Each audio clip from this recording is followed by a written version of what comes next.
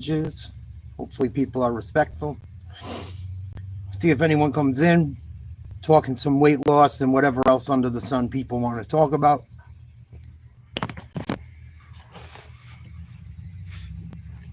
Give it a minute. See if we get some people in here that want to hang for a few. I know some other people have been trying to lose weight. So let's see if they want to check in, tell me how they're doing. We'll give it a couple minutes, see what occurs. I did a short today that I wanted to be a video on my weigh-in. 25 pounds down in 28 days so far. Not too shabby. I thought I was break 300, but I got a little dehydrated one day. I thought I lost more weight than I did. But it's still going really well. Regardless, I'll take it. I missed it by 1 pound. I thought I was going to come in around 298, 297. But I was a little tired yesterday. I ended up taking the day off, I told people.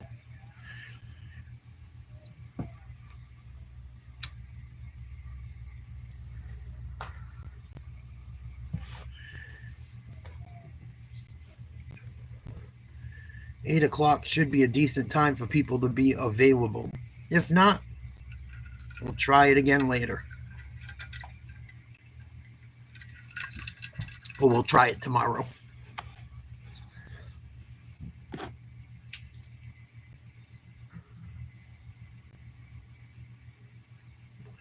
But we'll give it a few minutes, see if anyone comes in, wants to shoot the stuff about anything. It doesn't got to be weight loss. Doesn't got to be weight loss. I just know I've been making content about losing weight, and other people have jumped on the bandwagon a bit. So I figured we'd talk about it for a bit if anyone comes in that's doing the same challenge.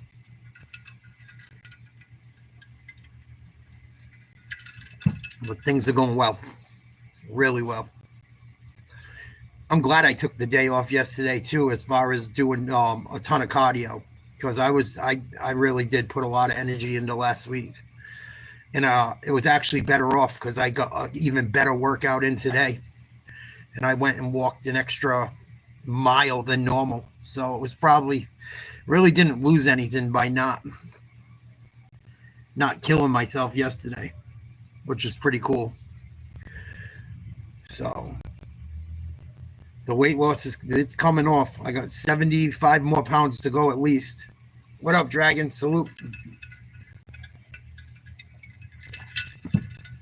So I figured I'd check in, come in, shoot the stuff, see if anyone wants to talk any sports, any weight loss, anything. Talk about anything, really. Hope everyone had a good weekend. Hope everyone has a great week. But the weight loss is going good. I always want to do better, but it's coming off as fast as I can do it. The number's going down, not up, so that's a great thing. Then I got to quit these fucking things.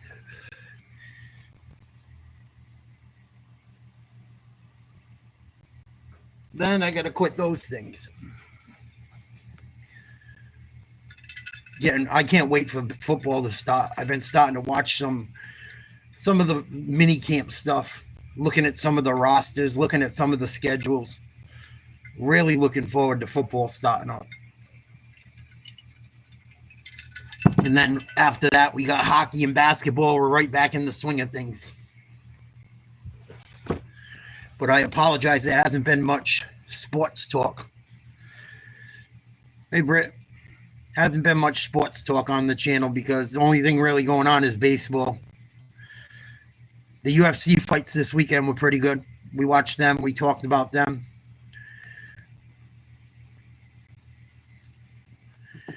Those are going. Dustin Poirier, I felt bad for. I wish he won his last fight, but Max Holloway had a great performance.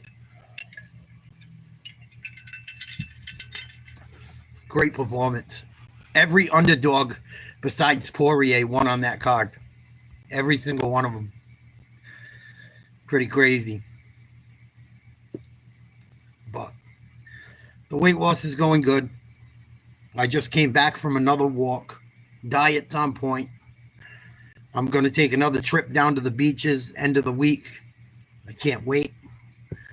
I'll try and make some videos of body surfing and surfing. A couple of my buddies surf. I body surf. I don't have the skill to get on a surfboard yet. Maybe when I get the weight off, I'm going to try it. But I can body surf like a mother effer for a fat boy. So we might do some body surfing videos and stuff. Hopefully the waves are good. There's a chance they may be. Because it's supposed to be hot. And then we're supposed to have a storm coming in the day I'm going. So I might get some good wave action the day I go. I think Friday I'm going to go. What up, Juicy Juice? What's going on, my friend? Good to see you. You as well. I hope you're having a great day. Blessed day. I'm doing really good, man. Diet's going well still. UFC was pretty good. Had another productive day.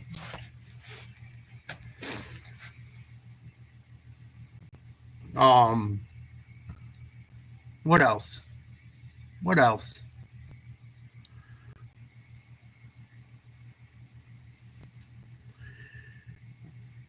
I weighed in today, 28 days into my weight loss. I started at 326. I was 301.8 today. Pretty happy about that. Things are going well. I thought I was going to get under 300, but I wasn't able to pull it off. I was under 300 the other day, but it was probably a lot of water weight. I was pretty dehydrated after working in the yard, and I had to go do a couple jobs for people. That's it, day by day, right? That's all we can do. Try to improve every day. I had to take yesterday off. I was shot. I was beat up. I hadn't taken a day off since I started it with the cardio, with the calisthenics, with the weightlifting. I do something physical every day, and I make sure I walk at least. I started out with 1 mile, then I made it to 2. Now I'm up to 3. Today I did like 3.5, almost 4. I just went for another walk before I came on. So I'm just trying to keep it moving. Just got to keep it moving. That's right, day by day, like you said. But I had to take yesterday off. I was tired. I stayed up too late watching UFC. And then I went out late one night during the week with friends when I went down to the beaches, surfing and shit, body surfing and all that. I told you guys about that last week. And I was a little burnt out yesterday. I tried to go for a walk. I didn't have it. My feet were kind of bothering me. I've been on the low carb shit. So I ate some more carbs yesterday because I was just feeling nasty. I was feeling nasty. I drank a bunch of water. It didn't really help. So I had to up my food a little bit yesterday. But it's fine. That's a trick to lose weight too, like when you hit stuff like that.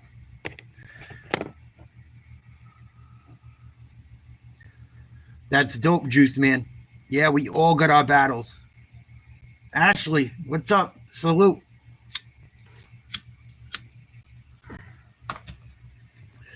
Hope you and Mr. Young are having a good day. I'm doing great. Thank you for checking in. What up, Hot? Salute. I'm in New England.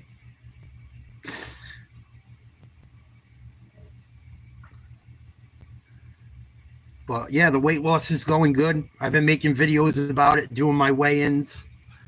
I like to do some lives taking my walks, but I really just been focusing on them, giving them myself time to think about stuff.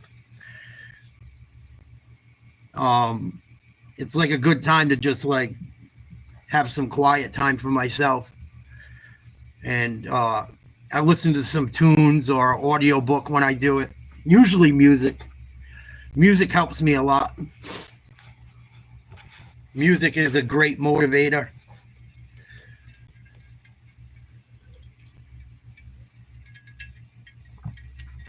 Yeah, I've done it pretty quick too, Juice. I told people I was going to do it.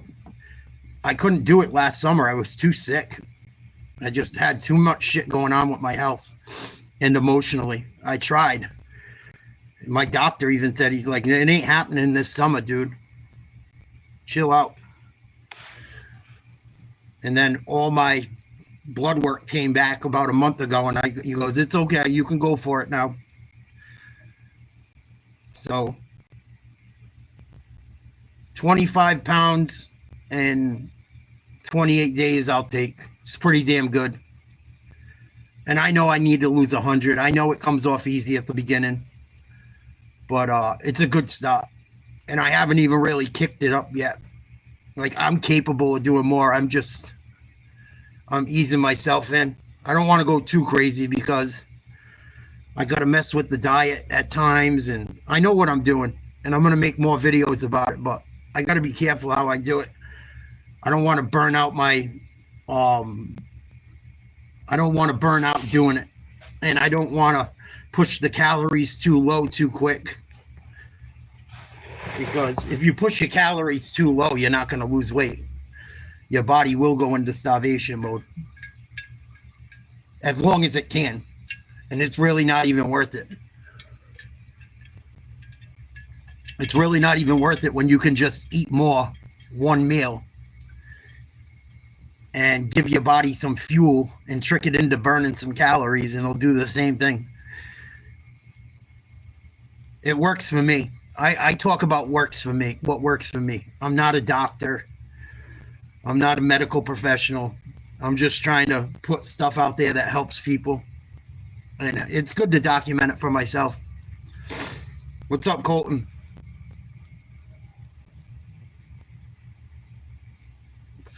Yeah, reggae's cool. I fuck with some reggae. There's this band that was in town last week. I wanted to go see so bad, but it didn't line up. My teeth. Sorry, it didn't line up with the time I was spending in the area I was in. But it was at my favorite bar, and I couldn't pull it off. But this band called I know Sublime's not really reggae, but I like Sublime here and there. I don't like them as much as I used to because I've heard every song a million times, but I still like them once or twice in the summer. But Badfish, they're pretty popular. They're like one of the better, if not the best, Sublime cover bands. And they were playing at like my favorite bar. I wish I could have went to it, but I listened to some Sublime today, especially in the summer. Sublime's like summer music for me. You ever see Badfish? I've seen them once. They were good.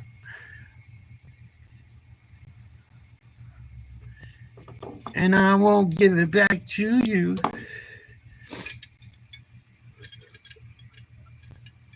Not really an East Coast thing, but I like them. A lot of people like Sublime on the East Coast. Older people, people my age. But I wish I could have got to see them again. Yeah. Long Beach Dub All-Stars. I remember all that shit. Long Beach is a spot where I serve my game. Follow me, follow me, follow me, follow me. But don't lose your grip. Non-Trizes, the year there for me to fuck up shit. As a kid, all my friends liked East Coast rap. I used to love, I love that G-Funk shit. I still love G-Funk to this day. Love it. Warren G, the Dub Shack, LBC, what's their names? Snoop, of course. But I loved G-Funk when I was younger. Warren G was my shit. His first album, Regulate, I love that album. Warren G made a lot of those G-Funk beats, too. He doesn't get the credit he deserves. I know all that shit, Juice, man. Who the fuck you think you're dealing with? Dub Shack, yeah. Dub Shack had some bangers.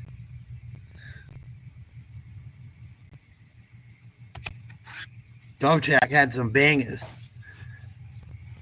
My friends put me on to Dub Shack. A few of my friends and a family member by like pretty much they're both pretty much family by marriage. But what was it? Summertime in the LBC was one of the songs they did. I think they had a lot of good songs. But Warren G was my shit. That Regulate album. I think I was in 5th or 6th grade. No, 5th grade. 5th grade, Regulate came out with Above the Rim, the movie, with Tupac in it. And Regulate was like the main song on that soundtrack. And then Warren G-Funk Era dropped it in 6th grade. I still got the paper somewhere. It says, my favorite song in 6th grade was Warren G. What the fuck song was it? I'll find it in 2 seconds. I want to make sure I get the title of it right because people called it 2 different things. This DJ. Warren G, This DJ was my shit. It's kind of easy when you listen to the G'd up sound. Pioneer speakers bumping as a smoke on the pound. I got the sound for your ass, and it's easy to see that this DJ be Warren G. Well, he had other good songs on that shit. Regulate was on that album. Every Day, I think was the name of the song, or You Don't See What I See. You don't see what I see every day as Warren G. Yep. He got messed with, too. He ended up signing to Def Jam because Dre wouldn't put him on, like, for whatever reason. There was an interview he put out recently about it. That's hilarious. This DJ was my shit. The video was dope, too. Yeah, they're all related, I think, or he was related with Snoop or something. But they made him go out and get his own deal. What up, Deadeye? Please like, share, subscribe. You guys help me out. Hit me with the thumbs up. It helps. Well, I'm glad you're doing well on your journey, Juice. I'm glad you're doing your thing with what you got to do. And it's beneficial to you.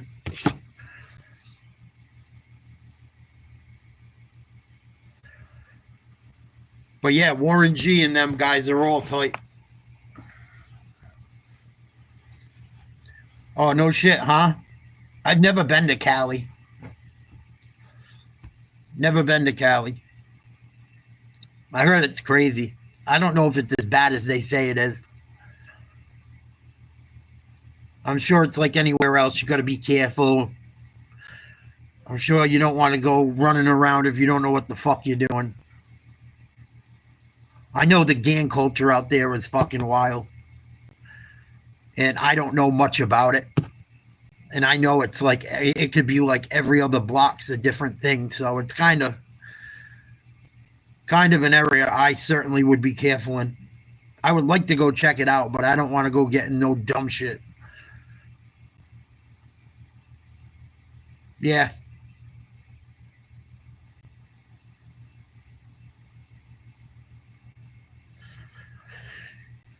My family is from Cali on my wife's side. It's beautiful but expensive. Yeah. Anywhere on the ocean's expensive. I know like Compton's not right on the ocean, I don't think, but I know it's close. That whole area, you're close. Yeah, it's gotten wild though. Like that shit is crazy. I don't know, like I'm sure it's just crazy. I've watched so much stuff on it. They all got different ball caps they wear for different areas, and it looks like it could get real serious real quick if you don't know what the fuck you're doing. Or you run into someone that's not a nice person. And, you know, I think gang members back in the day, I don't think there was as much random act as violence as there is now. I could be wrong. But I think there was a little bit more of a code and respect back in the day. Yeah, I'm sure, Juice. What up, John Smoot? How you been, dude? Good to see you. Yeah, I've been losing some weight, Johnny. I'm doing all right. I started about 28 days ago exactly, actually. I'm down 25 pounds. Almost 26, not quite. So I've been making some videos about it. What's been working for me. My goal is to get down to my goal is to get back down to what I was in high school. Eventually. My first goal is to get down to 220. That'll put me at 125. To get down to what I was in high school, have to be about 185. I don't know if I can do it at my age, but we're going to try. I did it right before COVID. So, what was that, 5 years ago? Probably be able to do it again. No doubt. Yeah, that's what I mean, Deadeye. You never know. You never know. Thank you, John. I got to quit the smoking, too. I mean, I don't smoke a ton, but I really smoke mostly when I'm talking with you guys.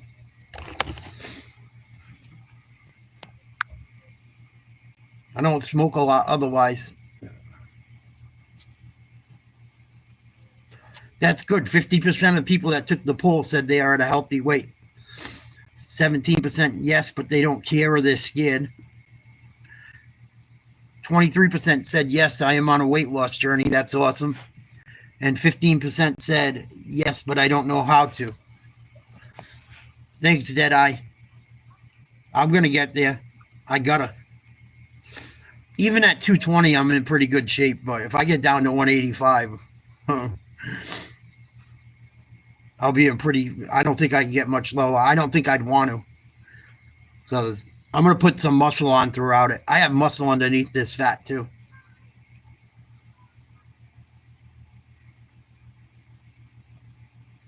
See how it works for you, Juice.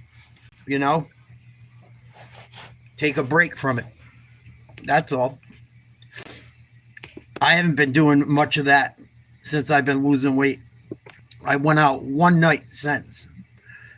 And I think Friday night I had a couple, but what the couple drinks I had, they have, like, I drink diet soda, and there's nothing in the alcohol I have to drink to lose weight. So I really don't do much. But I don't want to get another bad habit, so I gained a lot of weight from drinking fatty alcoholic beverages over the last 6 years. A lot of weight.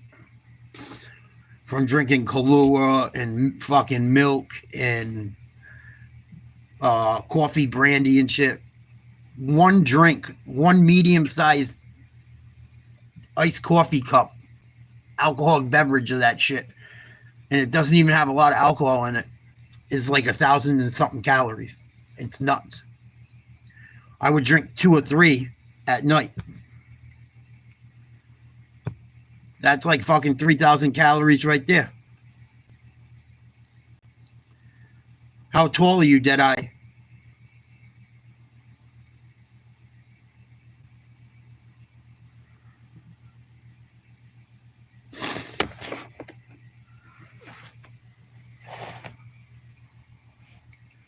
Thanks, Mark. I've been trying to drink some more water.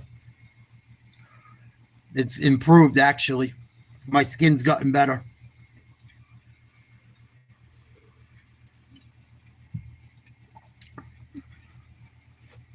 I'm like almost 45 years old, too, so I'm not going to look, doing the best I can for someone that's getting older. I'm not saying I'm ancient or on the way out, but I'm not super young.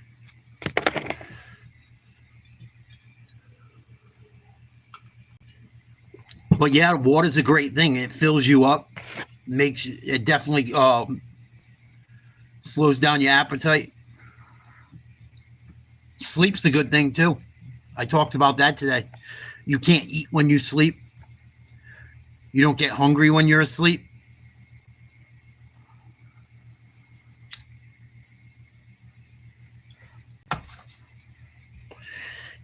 You usually burn more calories when you sleep too, believe it or not. You can't just sleep all day and think you're going to lose weight. That's not going to work, but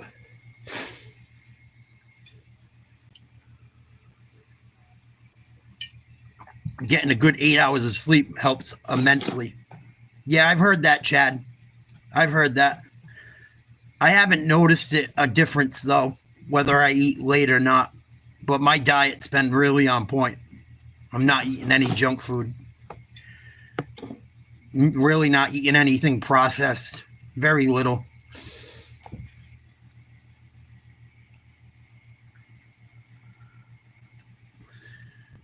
But I've heard that with some people that happens, some people it doesn't. I don't know.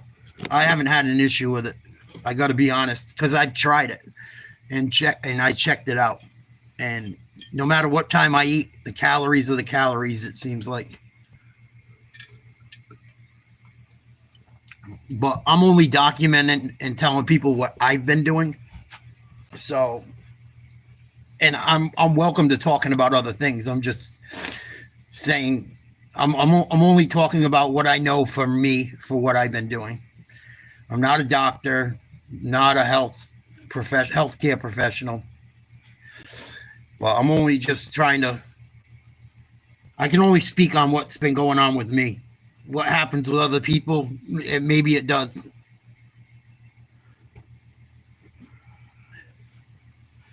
But things are going well. Things are going pretty well. There's a few other people that were trying to lose weight. I was hoping they would come in the live and say how they were doing. They haven't been around lately.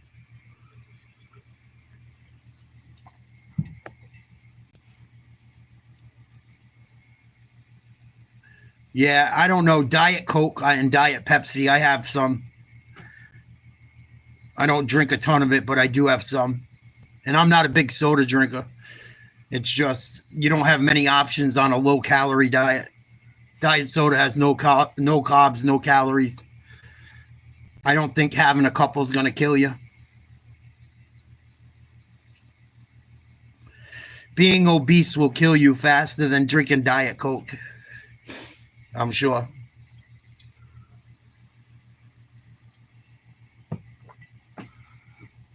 Right. What up, CW? Yes, it's the one with the garbage.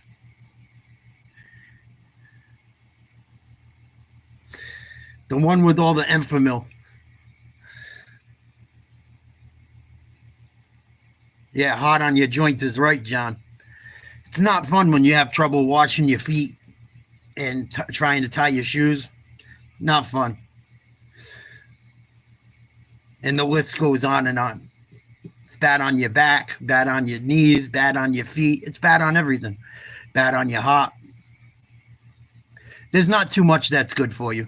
And even things that are good for you, too much of them is bad. So we could play that game all day long. But I agree as far as diet. Am I going to drink a Diet Coke or am I going to continue to be over 300 pounds? I think I'll take the Diet Coke and try and lose some weight. Nice, CW. How's it going for you?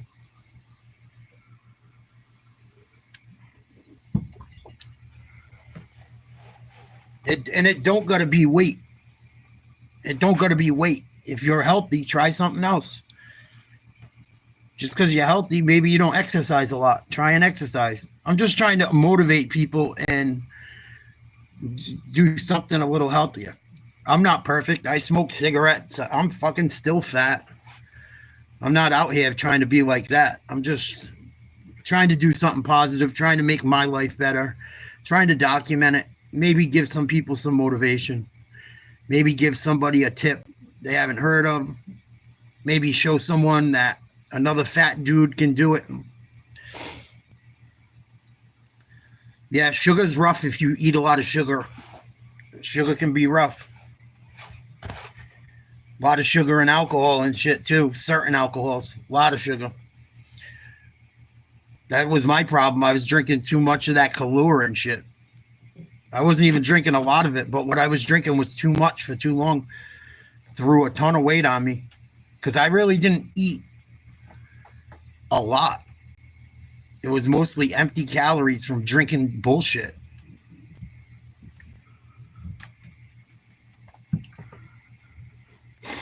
You know?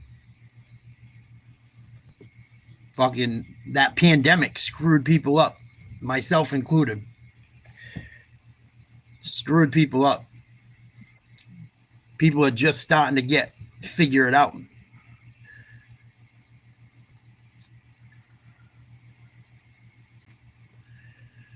I know it screwed me up. The stress of it and the expensiveness of everything. And I know I'm not the only one.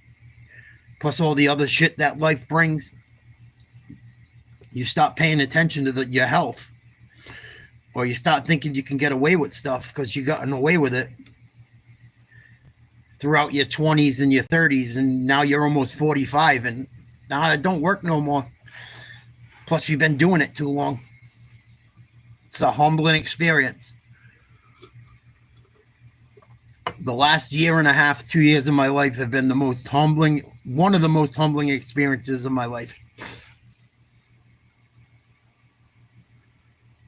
One of the most humbling experiences of my life.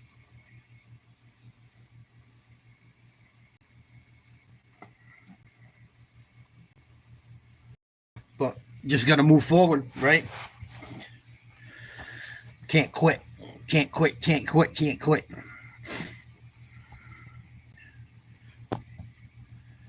Yeah, fruit works. Fruit works. I just do the low carb because it just works better for me, in all honesty. And I still eat a little bit of fruit on certain days. I'm always playing with my carbohydrates. I'm always messing with them up and down. I try to trick my body a lot. And it seems to work. Like yesterday, I did not feel good. I was tired. I put a lot of work in this week. I stayed up late for UFC. And I went out late one night with friends when I was out of town. And I still did everything right, but I didn't sleep as much as I should have this week. So I made sure I got that sleep in, like I said in my video today. Yesterday, I was tired from staying up late for that Poirier fight. I'm sure it didn't help.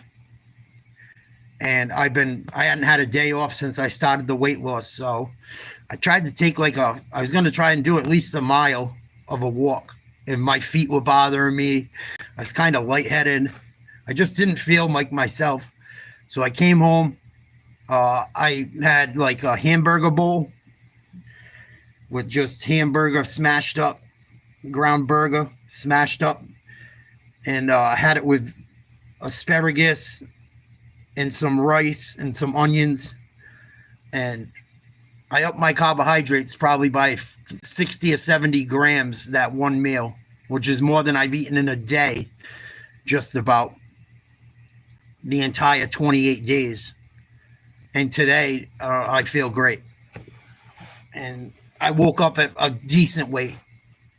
I thought I was going to break 300 this week, but I didn't do it. I think I got a little dehydrated at the beach too, and doing all that yard work and doing those side jobs this week. I thought I was going to have like a 10-pound weight loss, but once I rehydrated and shit, I saw that it was like 3 pounds of water missing. I do a lot. I don't show on the internet a lot the scale, but I weigh myself a couple times a day to see what my body's doing. Get a little feel for it. I know where I got to be to lose about a half a pound to a pound a day. I've been doing almost a pound a day, so I'll take it. Oh, yeah. World's got a way of humbling you. Or God, the universe, whatever you want to call it.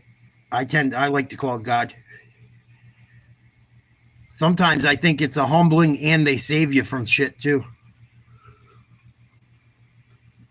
Might feel like your world's coming crashing down. You might be being saved from something, and you don't realize it till far after.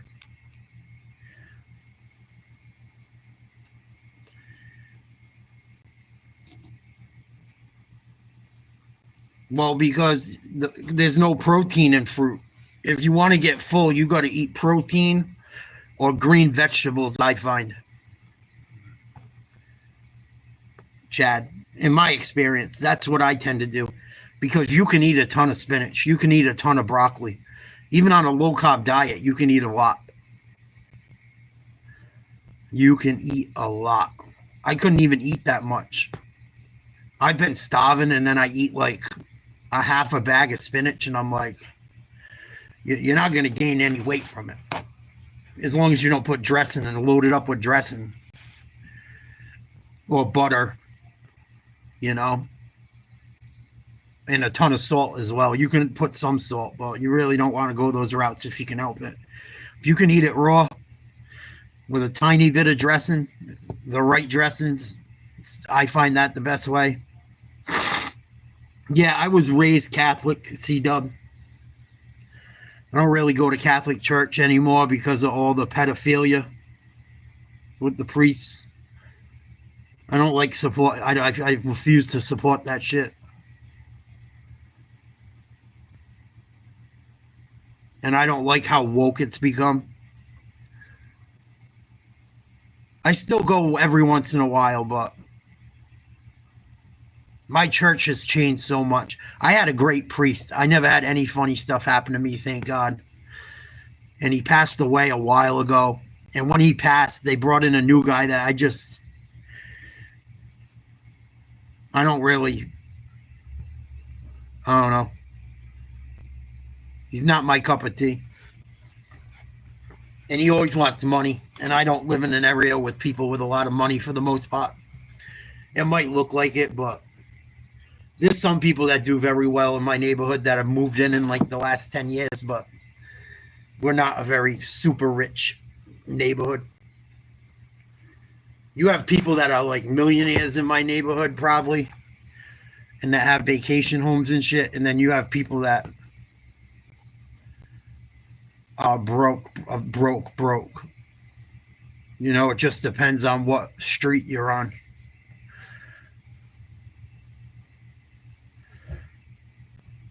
Yeah, because you're not eating enough of that shit probably, Chad, so your body's not handling it right.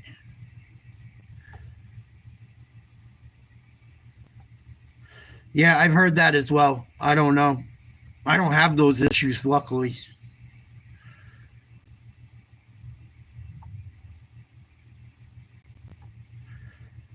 Yeah, I get it, CW.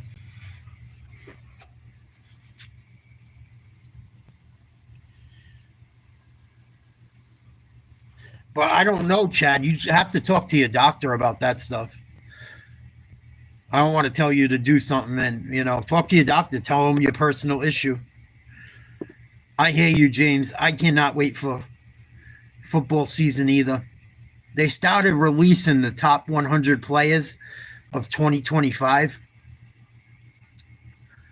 They're only in like the top 70, I think, right now. If I'm not mistaken. Yeah, I'm all set with Ozempic. All set with that.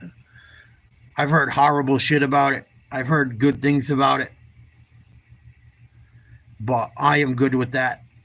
If I can do it on my own, I would much rather. I barely take aspirin. I don't trust medical.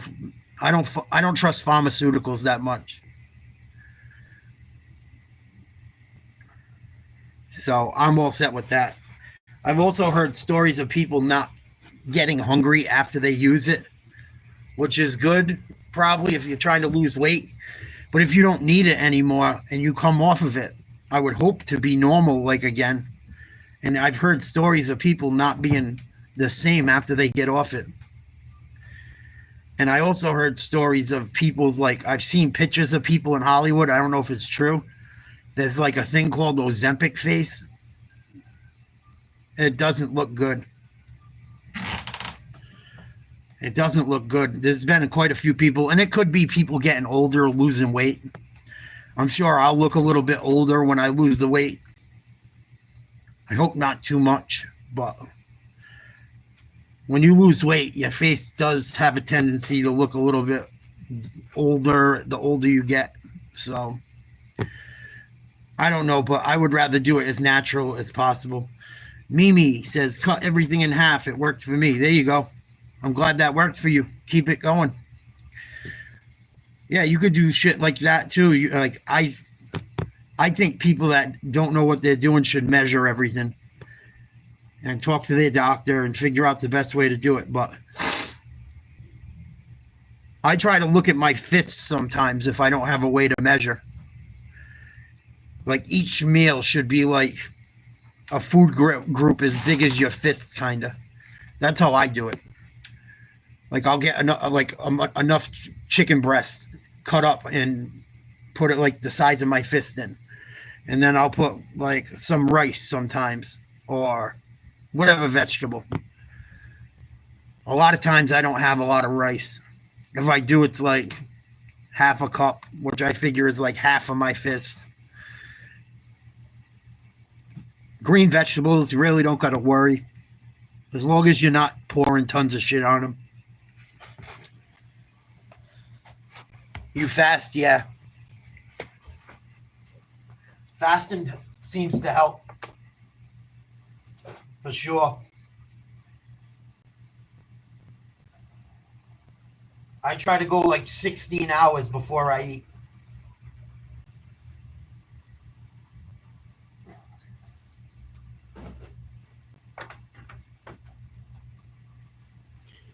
I try to go about 16 hours before I eat. Tiger, what's up? Breaks your heart. My mom takes it, but for diabetes. She obsessed with her weight and she is skinny now. Sees a fast person in the mirror. Yeah, that's not good either. You got to know when to like call it quits, right, James? I hope she gets to a place where she like is happy with what she sees. Because I don't want to get like, I don't want to be fat skinny. You know what I mean? And I don't want to be too skinny either. I want to have muscle. I want to be healthy. Building muscle is great for losing weight too. A lot of people say you can't build muscle while you're losing weight. That's bullshit. As long as your protein's high enough, you should have no issues. And even then, moving your body around, especially if you're like how I am, still 75 pounds overweight, you're going to build muscle. And you built muscle without even knowing it because you're carrying around all that extra weight.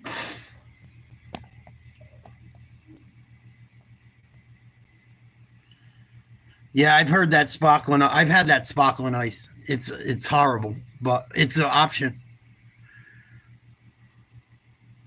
Yeah, I do some weightlifting. I haven't done a ton yet because I got to get a gym membership, but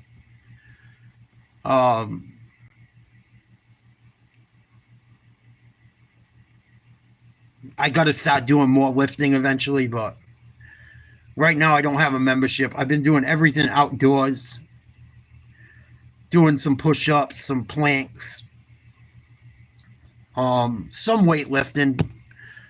I have like dumbbells up to like 40 pounds, but it's not a lot. Like I'm already where it's like getting too easy. But no, muscle burns more fat, James. I don't think muscle turns to fat easier. Muscle helps you burn more calories. If you have more muscle on you, you burn more calories than a fat person. But that may be, I see what you're saying. I think I just misunderstood you. I get what you're saying now. Yeah, if you don't do it all the time, it will turn to fat. Absolutely. Some of it, if you don't keep lifting and you gain weight, it will turn to fat. If you keep lifting, it's not going to turn to fat. That's what bodybuilders do. to gain muscle. They eat like pigs and keep lifting and lifting and lifting and get stronger, and then they cut. That's why most people don't stay at one weight, because it's like impossible to maintain. Even athletes, they can't stay at the same weight constantly. It's very hard, and it's like if you get too low in weight as a man or a woman, it's not good. It messes with your metabolism. It messes with everything. Your hormones, your testosterone. If women get too skinny, they probably won't get pregnant. If men get too skinny, it will mess with their junk and they will have trouble getting someone pregnant. Same thing with being too fat. Same thing can happen. That's why you got to be right in the middle.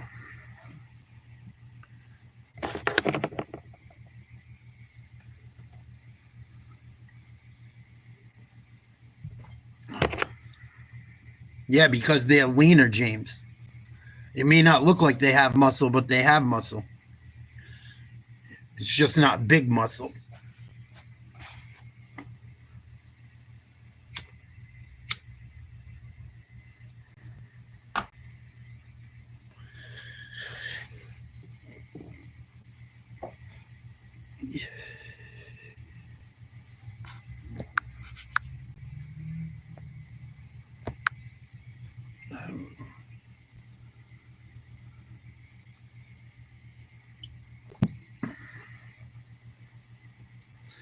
Later, James. Take care.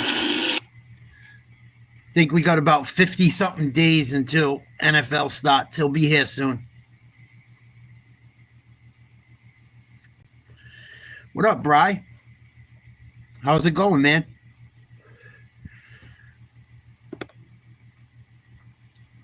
No fishing tonight?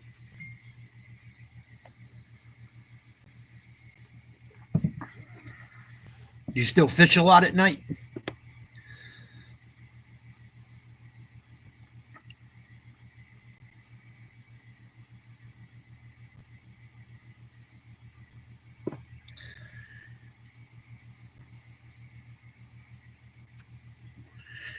Oh, yeah, you're still working on the crib?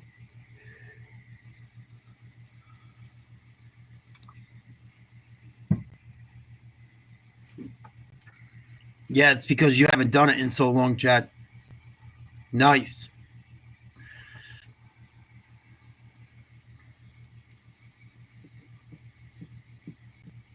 I don't do too much freshwater fishing. Yeah, you told me you got rid of one the other night. That's awesome.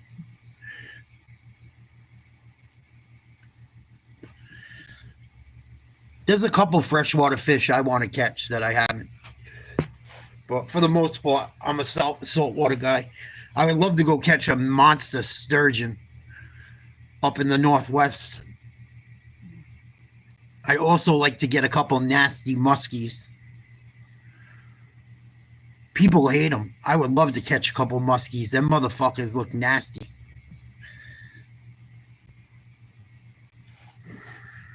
I like catching big shit.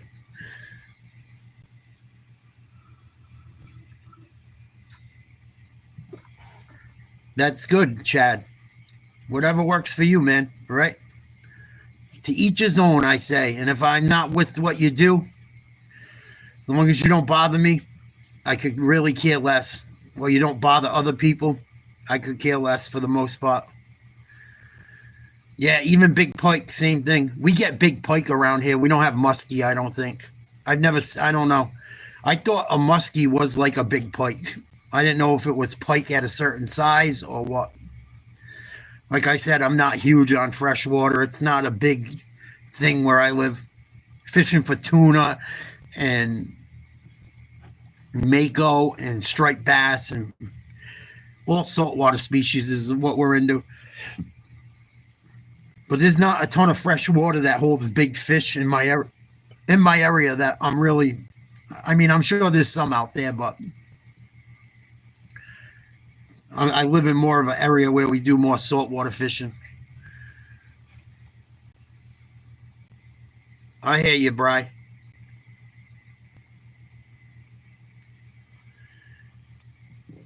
Yeah, people do what they do, Tiger. I just try not to pay attention to it. Don't even pay attention to it.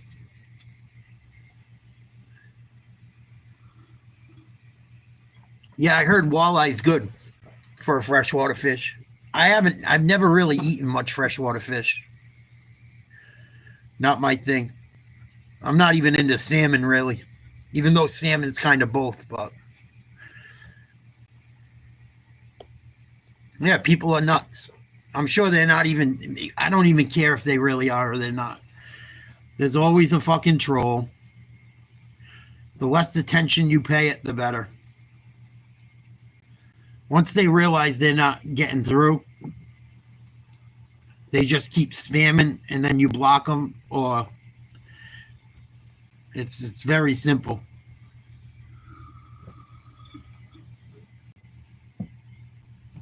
Yeah, I heard drinking room temperature water helps too. I've heard that, Peanut. What up, Peanut? I haven't seen you in forever.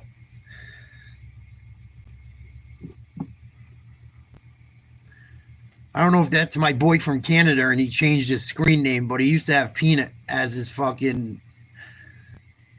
picture. If it's not, I apologize.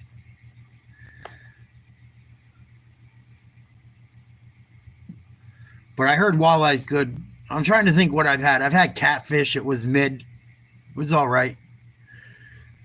I've had the best freshwater fish I had, believe it or not, in my opinion, was fucking brim, like sunfish and shit. Bluegills. I know there's not a lot of meat on them, but man, the way I had them cooked in Georgia, they were good.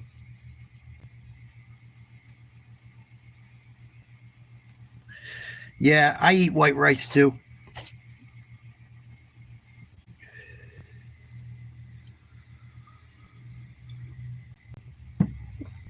Oh, damn, Peanut. Yeah, I like them bluegills, man.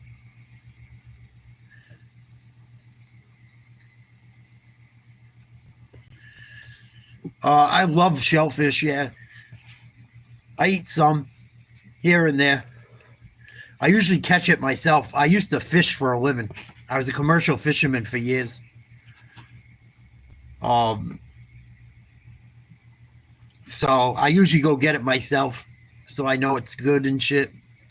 Plus, it's always better eating something you caught. But yeah, I like blue crabs. We're supposed to go crabbing soon, me and my buddy. We got this river I know that I walk through the water. There's so many, you just net them.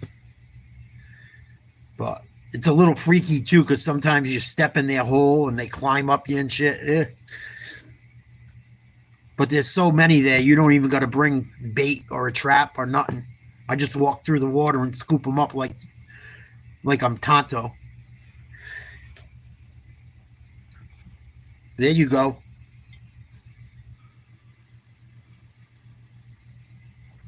I don't know what Chinese people and Asian people have been eating rice for years, Tiger, and they don't seem to have any problems.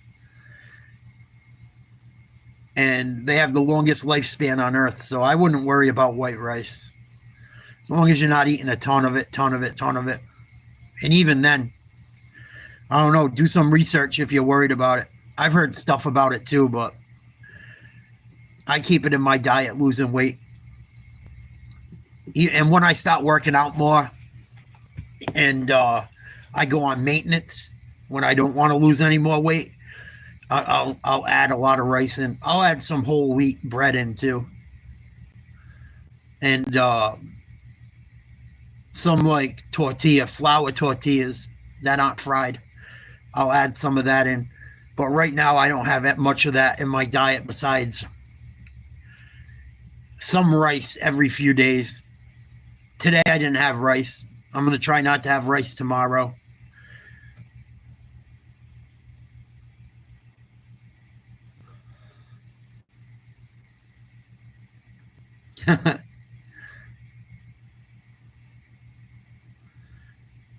It depends where you are and what species, Chad, on how big they have to be, how many you're allowed.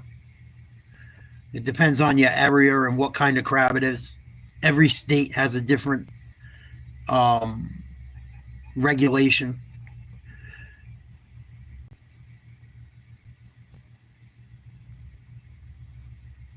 But yeah, I love that stuff. But you can't dump like if like trying to lose butter. I mean, trying to lose weight, trying to lose butter, same thing. Can't dump it in a bunch of butter. We have a bunch of different crabs in my area. We have blue crabs. We have stone rock crabs, or stone crabs, I think they're called. We have green crabs, which I wouldn't eat. I use as bait, but I guess some people eat them. Yeah, gross.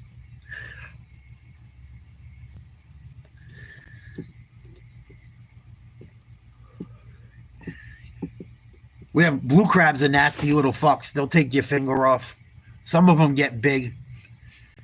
They got really sharp points and really sharp claws. Nasty, nasty little fucks. They want to bite everything. Love to bite. You give them a second, they'll bite the shit out of you. Or you know what I mean. Clamp you with their claws. I call it bite.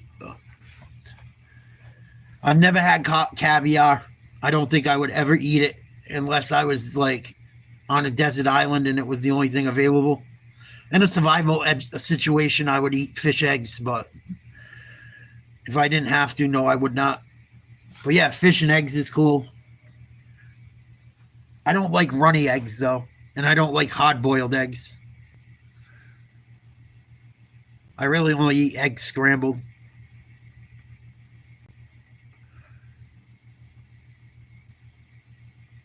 But eggs are another decent food. I eat some eggs on this diet. I've been eating some.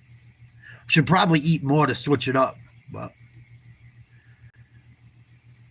egg whites are also helpful if you're afraid of eating too many yolks and the fat. That's a good weight loss food.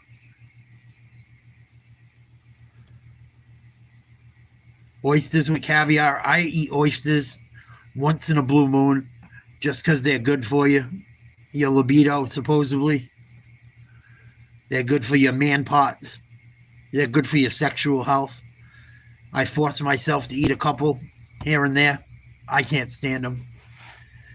I don't care what you put on them. I think they remind me of a friggin' snot.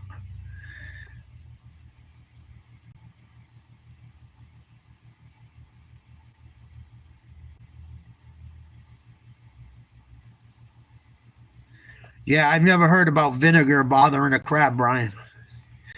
Probably was clickbait. Probably clickbait.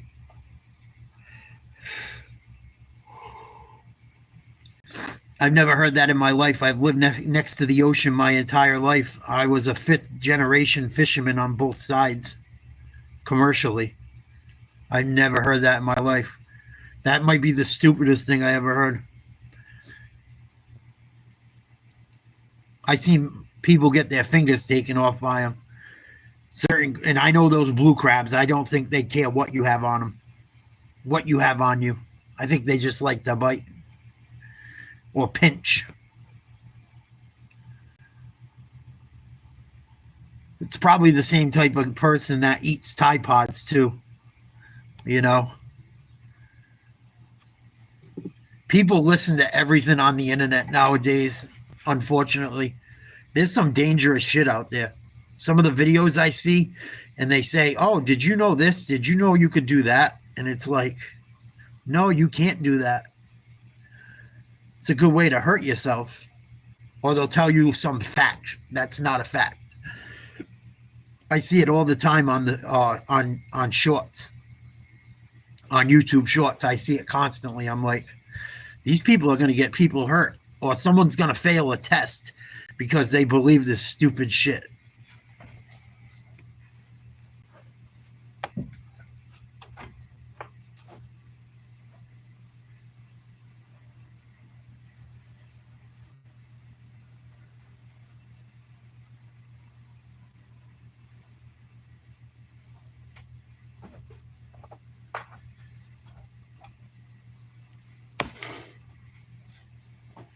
Tide Pod tacos?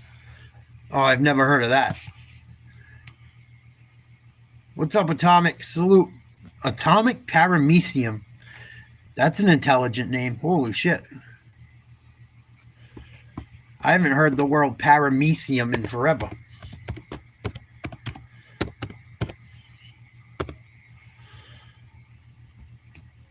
A single-celled protozoan. I remember that from... I'm a fucking fountain of useless knowledge. Microscopic single-celled protozoan, I believe it was. Yeah. I was good at science. I was really good in school until I stopped giving a fuck.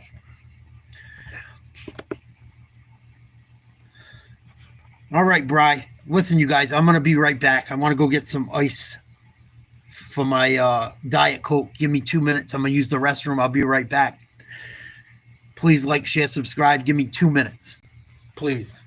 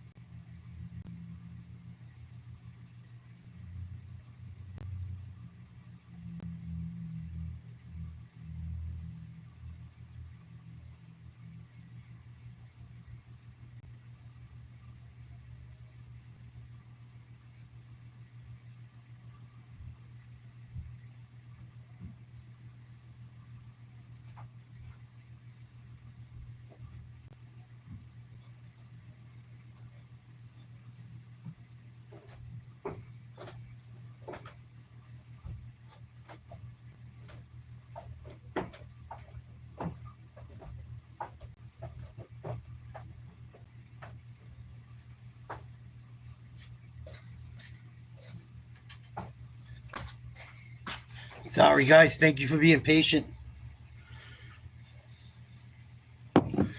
Thanks, Paramecium. I almost screwed Paramecium up with mycelium. I'm like, Paramecium. No, that mycelium's mushrooms. I believe. Something like that. What up, Joey Waters? Salute. What, everyone bounced the minute I came back? That ain't right. That's what I said, Joey Joe. Joe, thank you for the support, checking out my videos. I appreciate it. I really appreciate it, dude. I liked a couple of your shorts today. I seen that new bottle you got delivered.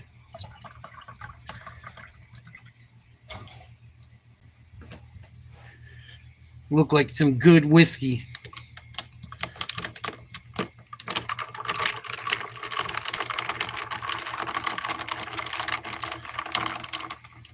I like Basil Hayden's. Try if you ever get the chance. It's usually semi-cheap too. It's like for the money, it's the best whiskey, I think, for the dollar. My ex got it for me on Valentine's Day or something a few years ago, or Christmas. I love it, but it's gotten expensive.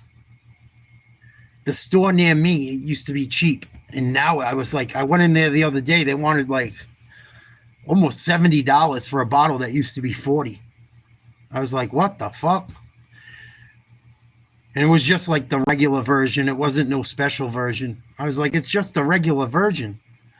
I think some places are taking advantage of people because bourbon and whiskey has gotten so popular.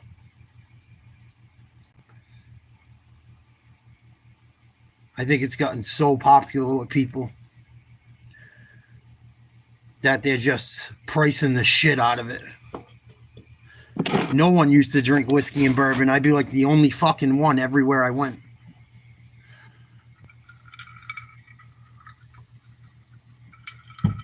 I like some of the cheaper shit once in a while too. Maker's Mark I used to like once in a while. I don't think it's as good as it used to be though.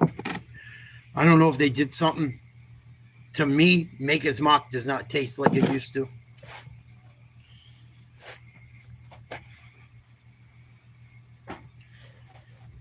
I used to like Maker's Mark with a little bit of diet ginger ale or ginger ale.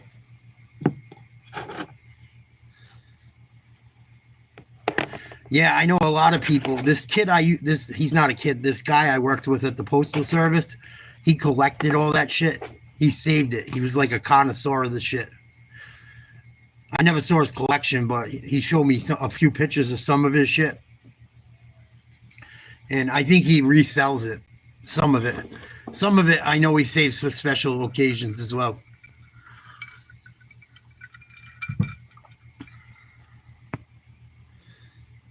But I think they're gassing people on that shit. When I saw that, I mean, either that or it's that one store. I have to go shop around a bit.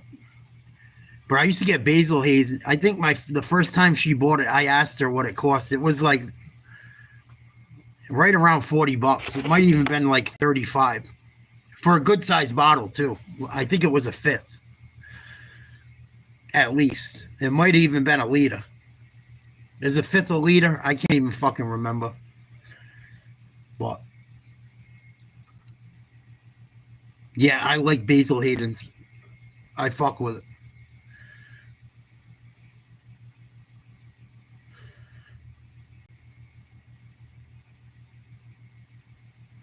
That's wild, Joe. It's almost worth selling it. I mean, I don't know. I've had like Gentleman Jack. I still think Basil Hayden's is better. I've had that Knob Creek. I think Basil Hayden's is better. I haven't drinking like anything super, super expensive. They got like a couple Basil Hayden's that go for good money, but I don't know. I like the regular one.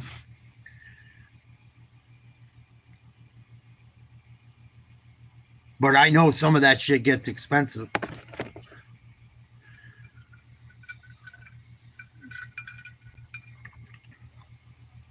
A lot of people like that Knob Creek, I heard, though. I had a guy that was on my mail route that owned liquor stores. He said that was the best whiskey for the money. And I said Basil Hayden's, and he's like, yeah, I still give Knob Creek the nod. And I didn't think so. I thought the Basil Hayden's was better. I just like how it tastes. It's not super rough. It's smooth. You don't get a hangover. At least I didn't. I really like. That's probably my favorite one. And I haven't drank a ton of like the upper echelon. I mean, you know. I think I bought the expensive one once. That was like a 10-year-old or something. And it was good. But it wasn't. I like the other one, the regular Basil Hayden's, just as much.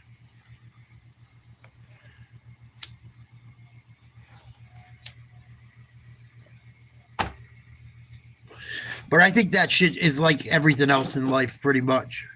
It's really based on like what you like.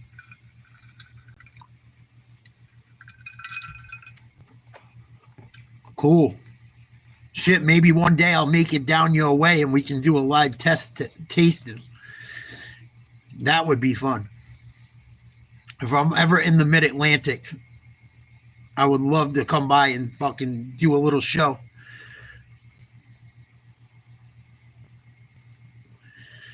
I'll throw you some dough for whatever we pop. Maybe I'll do it when I lose my 100 pounds.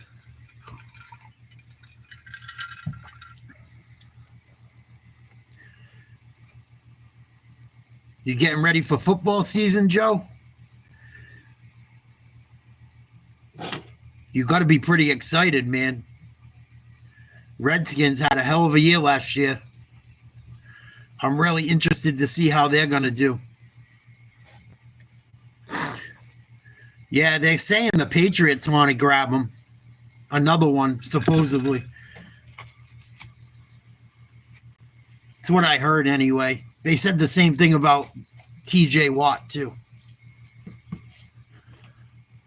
But the Patriots have a lot of money to spend. I thought they might end up grabbing Watt. I thought there was a small chance. But at the same time, I know they're going all in. Pittsburgh has to go all in this year. Pittsburgh has to go all in this year. They have to. They spent all that money on, I mean, they went out and got Aaron Rodgers. They got to go for it.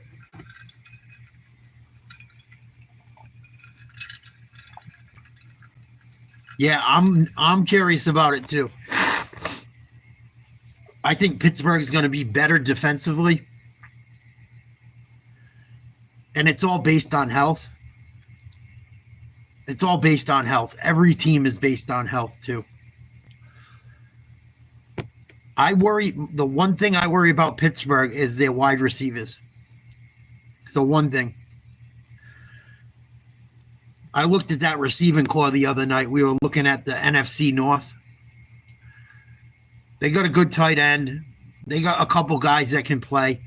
But I just wonder a little bit. What up, Kai? Good to see you.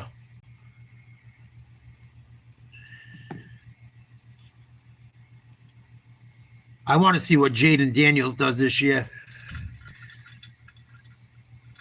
I want to see if he's got another year like that in him.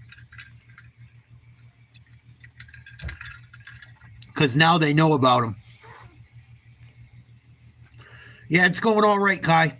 I wish it was going a little faster, but it's going way ahead of schedule, I think. So I think I'm doing just about pretty damn close to everything right besides doing more cardio.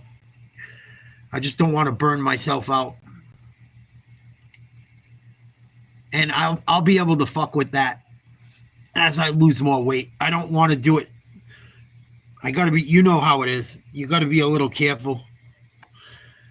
I don't want to mess up my caloric deficit too much and have to worry about refeeds too often.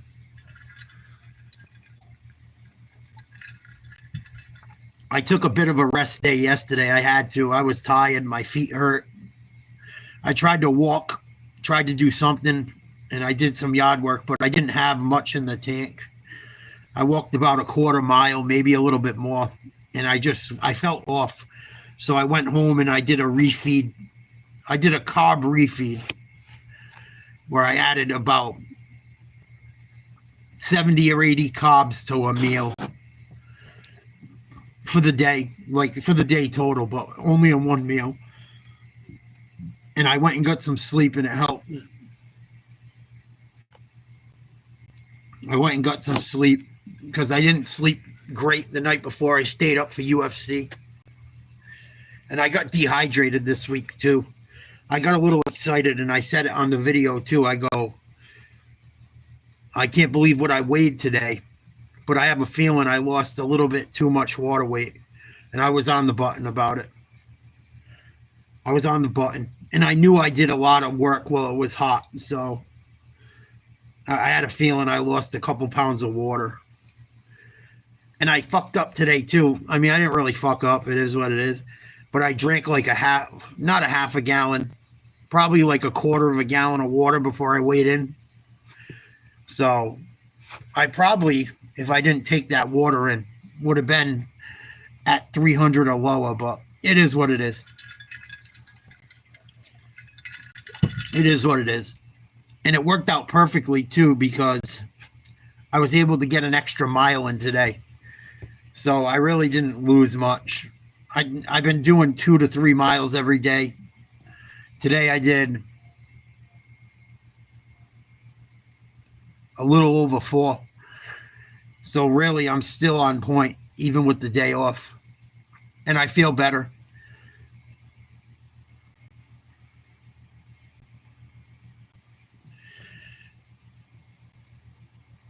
But things are going good. My social life's going good. I've been going to the beach at least a couple times a week. It's been a blast.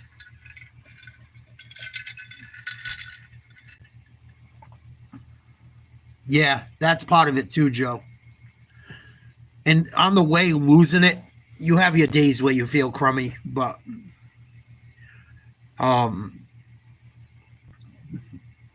yesterday was really the first day I felt where it was like, all right, time to kick up the carbs. I try to just kick up the carbs, but when you kick up carbs, you kick up calories. It is what it is. But I knew the way I felt. I was like, yeah, it's time. It's time.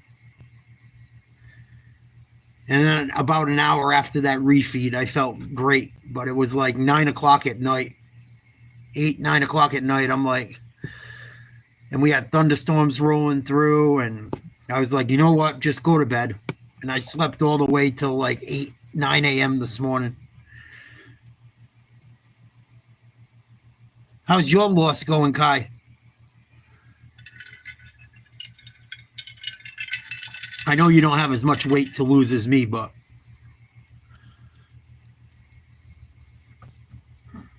I hope it's going well.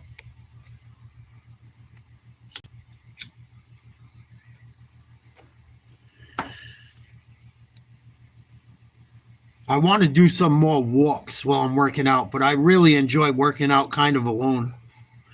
I feel like I get more out of it. Once I get deeper into it, I'll start doing some stuff. I'm hoping to find a gym where I can record a little bit.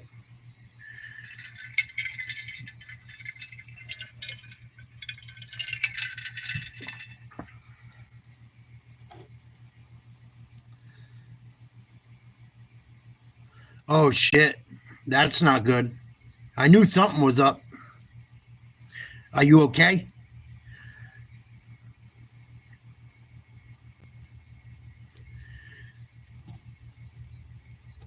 I've never even heard of that shit. Fucking almost froze your lungs with that Freon.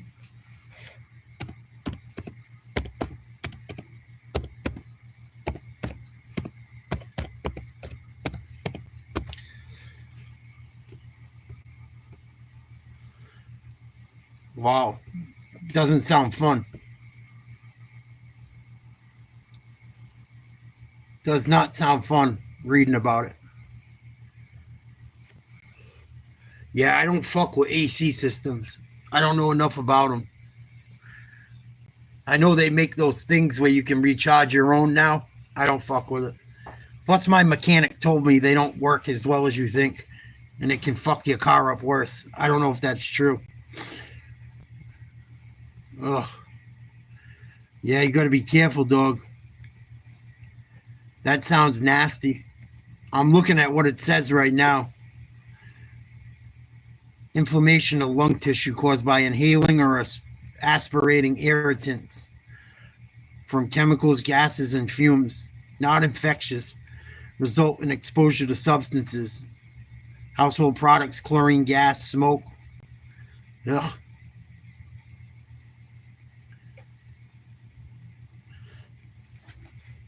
Yeah, I think my whole system was fucked.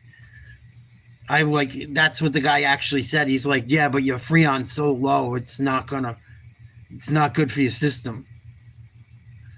That's exactly what he said.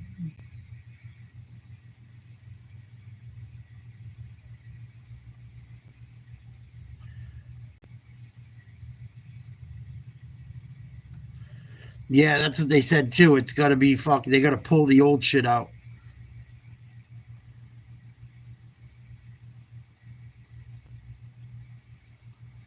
They could have been bullshitting me too. Who knows? Who knows? I just don't fuck with Freon. The only time I fuck with Freon is if I'm busting something up to take to the scrapyard. And I bust the line and run the fuck away. Straight up. You can call me whatever you want, but I've breaking down big AC units and air conditioners and shit and scrapped them, and I just bust the line and run the fuck away. I know that shit's no good. I had a buddy that thought it was funny spraying people with fucking fire hydrants and shit every once in a while. He didn't believe me that you could fuck someone up until I showed him online. I go, dude, you think you're a fucking riot? You're gonna kill someone. I know it's not the same as Freon. I go, dude, you could freeze someone's fucking lungs solid. Fuck you. Yeah, dude, yes you can. Don't fuck with that shit like that. He was a fucking moron. But he learned the lesson quick. He didn't do it no more. Fucking idiot.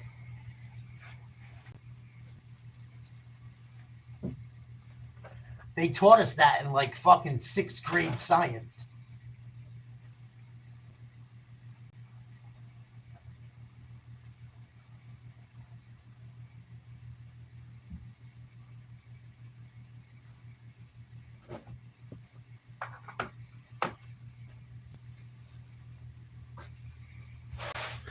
Oh yeah, you fucking kill them. You freeze their lungs solid.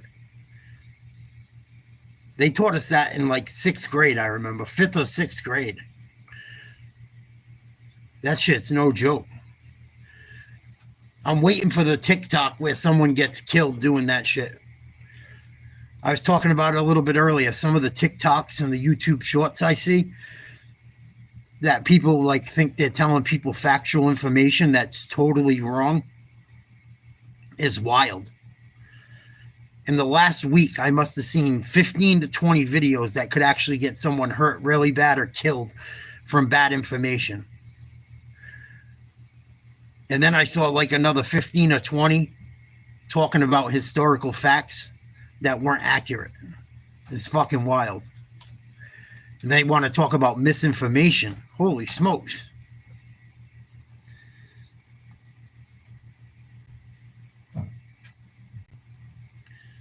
But yeah, the weight loss is going good, Kai. Thank you. I wish it was getting more traction. I wish more people watched, but it is what it is. I don't think people are watching as much because I'm so heavy. And they don't think I know what I'm talking about, but maybe with the results they'll see. If it helps one person, that's all that matters. And it gives me something to look back at if I get weak or whatever, or as my life improves, I can look back and say, or I hit a hard point, I can look back and say, man, look at where you were, look how far you've come. What's up, Glenn? But I feel pretty good. Yesterday was the first day I felt funky, but I think I burnt myself out a little bit.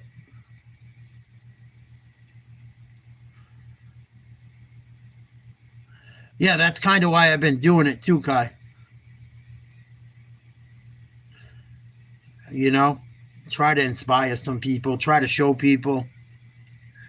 I've been doing the weigh-ins to prove it. I got a few emails and comments of people being smart asses saying I was on Ozempic. I've done a few videos or live showing people that I don't have any Ozempic in my house. It's not in my fridge. It's not in my cupboards. I don't know. I'm just doing it with cardio, a little bit of weight training.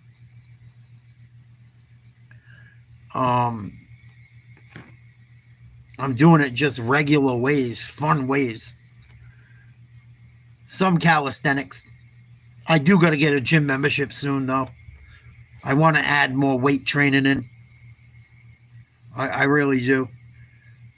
I want to put some more muscle on quicker because muscle burns more calories.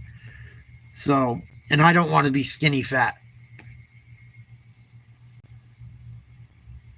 So, that's part of why I'm only going down to 220 to stop.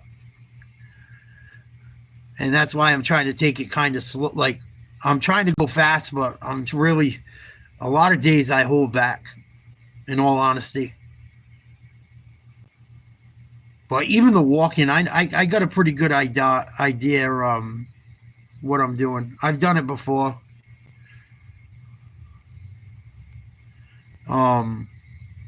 And I also been like, I know it sounds corny, and probably no diddy. When you go do any type of workout, whether it's cardio, like even when I take my walks, I squeeze my legs. I squeeze and squeeze and squeeze your body. When you use your arms, squeeze your biceps, your triceps, squeeze your butt. I know it sounds corny, but that's all bodybuilders do. You got to squeeze that muscle. You got to engage that muscle, so that's how you get the muscle memory.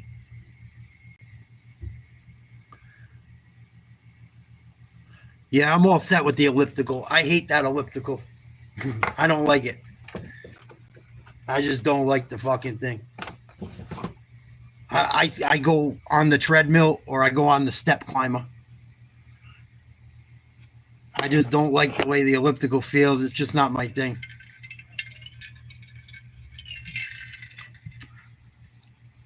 And it doesn't burn as many calories.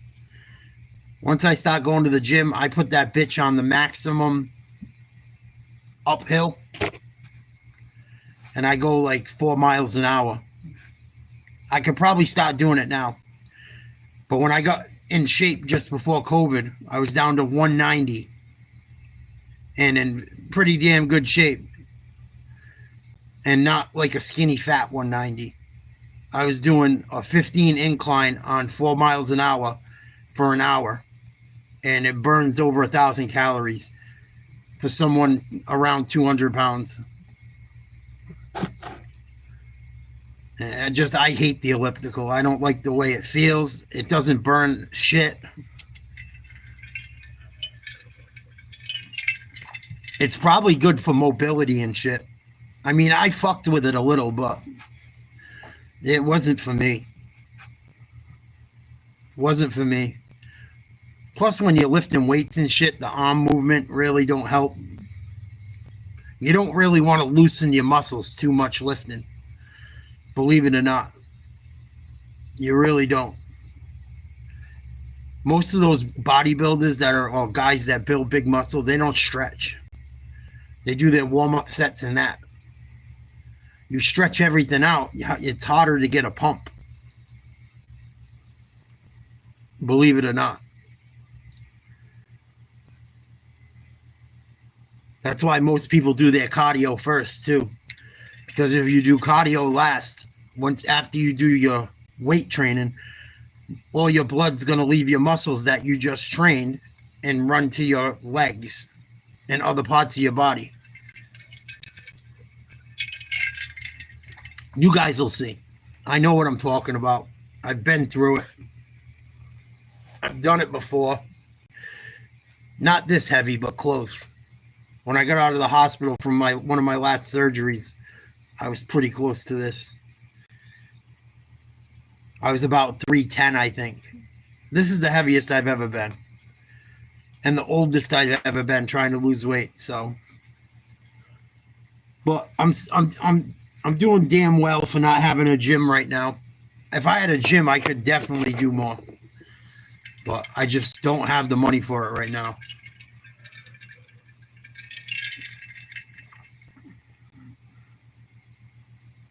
I don't have the money for it right now, unfortunately. And it's beautiful out. It's fucking beautiful out. Why would I go sit in a gym in the middle of summer? That's part of it too. At least for me. I miss doing all my outdoor shit I used to do. Like pretty soon I'm going to be able to go do some rock shit I used to do, going to some fishing spots that are treacherous. Where it's just all rock and fucking waves and scary. And I'm hoping I can make some videos. Even if it's not high tide, the walk's a motherfucker. You're just walking over boulders for miles. And that's good training. I've been walking on the beach too. And believe it or not, doing all that body surfing was a fucking great workout for someone that's heavy, that is starting out. It's a good little, it's different. If you live near the ocean and you got somewhere where there's waves and you can body surf and you know how to body surf, it was probably one of the best workouts I've had yet. And I did it almost 3 or 4 hours straight. It was a blast. And you're fighting the tide and you're working to get up and stand, and you're fighting the rip current going out, and you're getting hit from waves that you don't see coming, so it's good for your balance. Yeah, exactly, Glenn. You can do a lot with your body weight. My body's already changing. My arms aren't fat as they were. I mean, I'm not as big as I used to be, but I mean, my arms aren't that fucking terrible. What up, Gerhardt? Salute. Thank you for the compliment the other night on UFC. I'm glad you enjoyed it. I do a lot of UFC stuff. I don't always do the whole card because it's so long. But I try to do the prelims and the main. Doing 8 hours of UFC gets tough with the early prelims and stuff. And not many people are into the early prelims. So it depends what the card looks like. But I do a lot of UFC stuff. So thank you for checking us out. Thank you for coming back.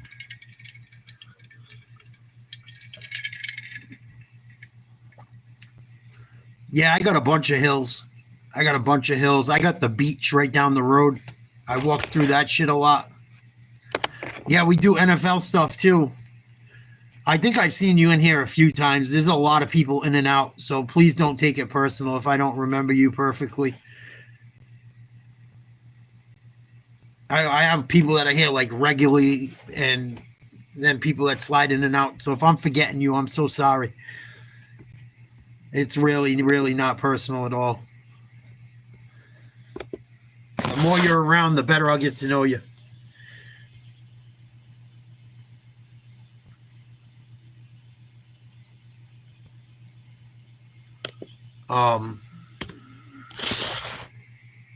NFL is going to be interesting this year, I think.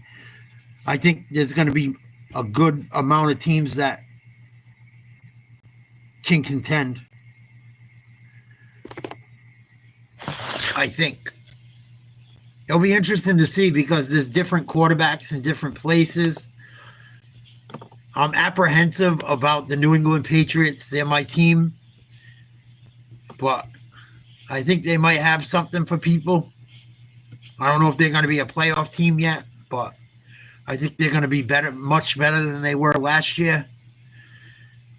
I think the NFC North is super intriguing. I think whatever's going to happen with the Chiefs is intriguing. The Vikings are intriguing. I think the Bills will be right there again.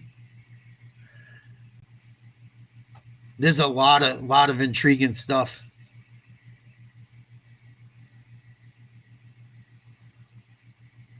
I gotta look at their record. I gotta look at their schedule quick. I hear that they got a defense man now. I don't know what they got offensively. It depends what Stephon Diggs can do. It depends on what Ramondre Stevenson, Drake May. It depends a lot on guys I haven't seen play yet too. The kid we got out of Ohio State at running back is a fucking stud from everything I've heard.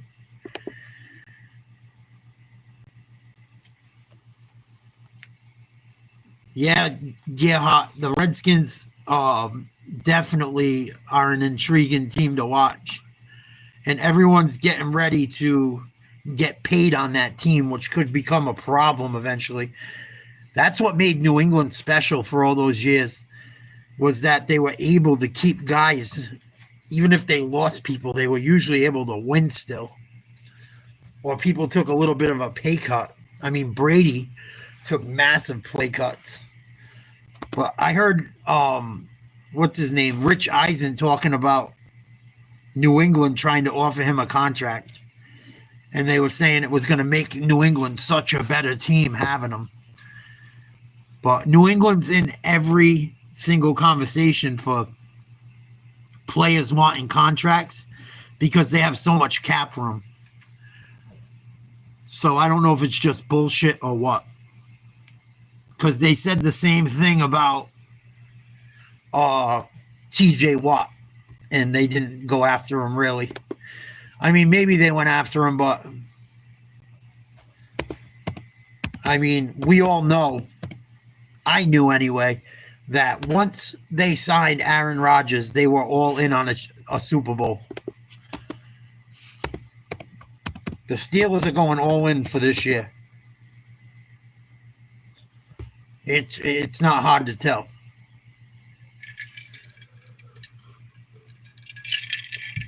Not hard to tell. And I look at that Eagles team. They lost some, but that Eagles team is good.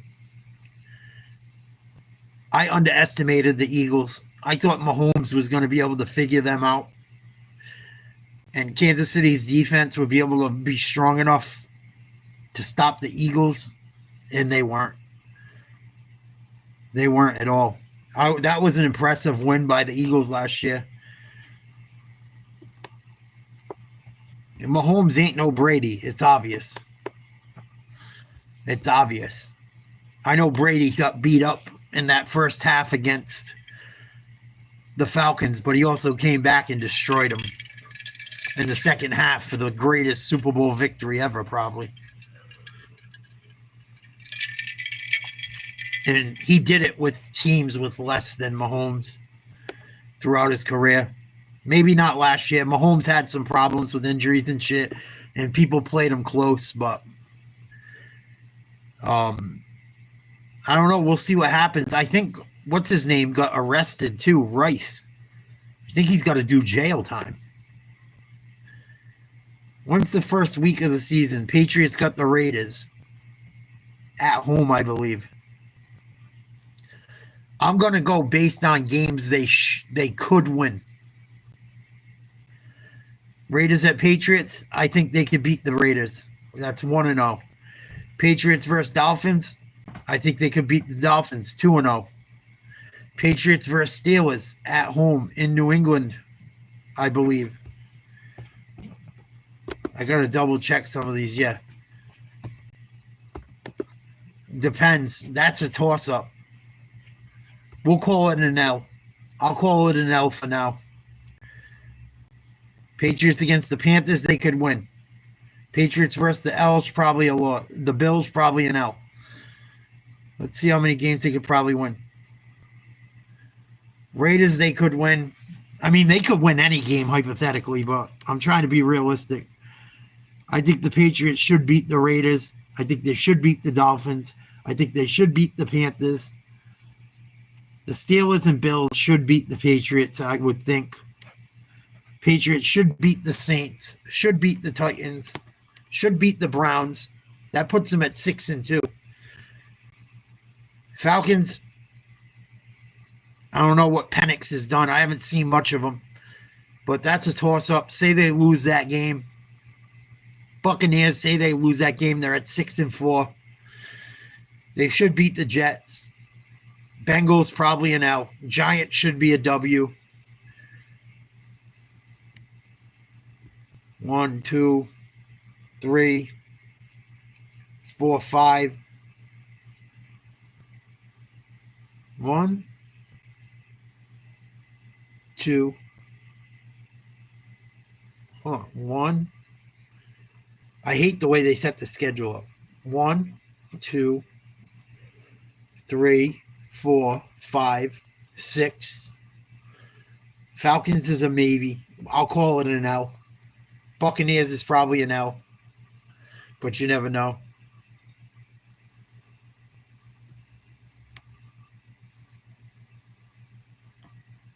Six, 7. Giants should be an L. That's 8. Ravens and Bills are probably L's. Jets is 9. Dolphins could be 10. I could see them going 10-6. I don't think it's out of the realm of possibility. They could go 10-6 and maybe get a playoff spot. What up, Jet?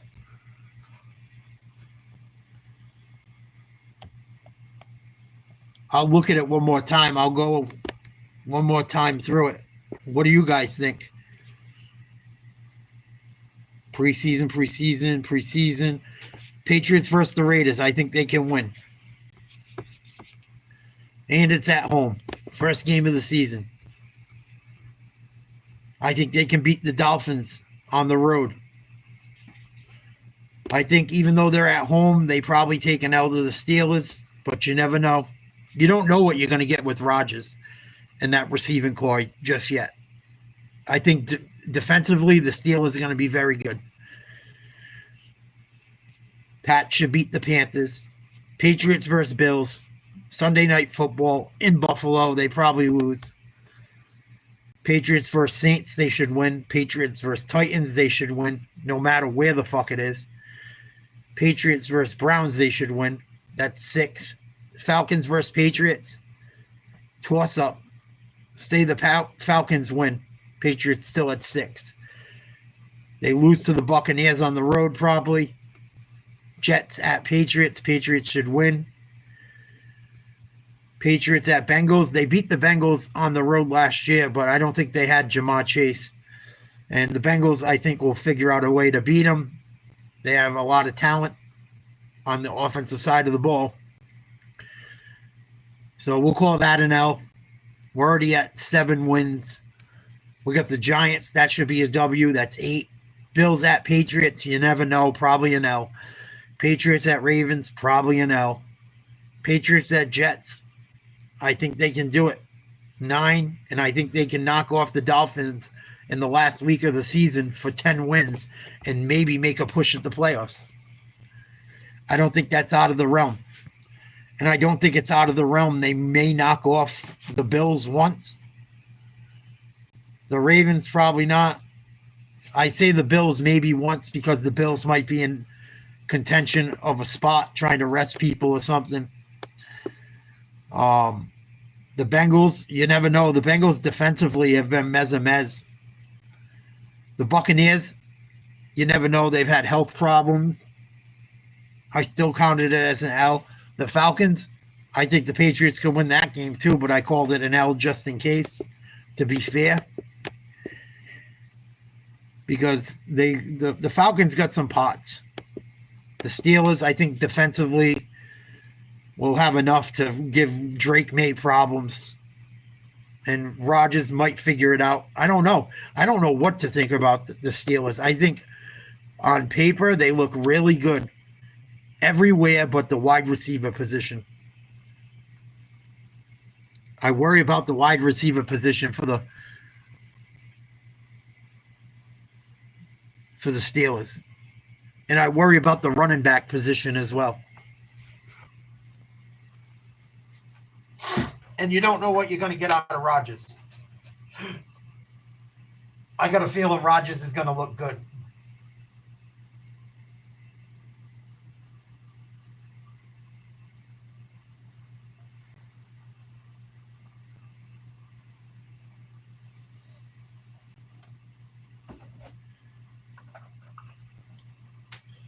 I got a feeling Rodgers is going to look good.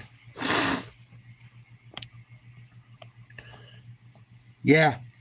I mean, the ownership certainly helped, but Jaden Daniels is the fucking, he saved that. He saved that franchise.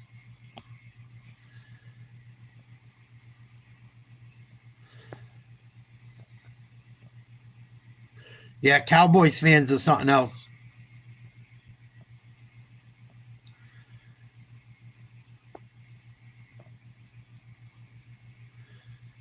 Yeah, well, the Bills are still there, though. The Bills are still there. The Bills are good, man. I know they lost a few people. The Bills are good. I know they're having trouble with their running back. I don't know if he signed yet, but he's very good. The Bills are good, man. I hate to say it. The Bills are tough. They're better than they've been. This is the best the Bills have been since Jim Kelly. I hope so, Drew. I hope so. I said that last year. You better call Josh McDaniels, and you should have never hired Fuckface. I did not like the hiring of fucking Stupido. I did not like Mayo as a hire. He wasn't ready. And I don't like the woke shit. It wasn't just the woke shit. He wasn't ready. I think they can get 10 wins. And we haven't even seen Drake May with a line. Hopefully the line's better. Supposedly they've made improvements. I think that kid from LSU is going to be very good. I do. I think he's going to be very good. I think there was a lot of hating on him. But the kid seems solid. Everything I've seen, all the interviews, I hear good things coming out of camp. I live about 40 minutes from Foxborough. I hear quite a bit. I don't think it's just hearsay. And I don't think, what was I going to say? I don't think Mike Vrabel's going to put up with much shit. I don't think Mike Vrabel's putting up with much shit. I think this team was getting too stupid under Gerard Mayo. I think they were getting too fucking stupid under Gerard Mayo. Way too stupid. Way too stupid. That locker room was a mess.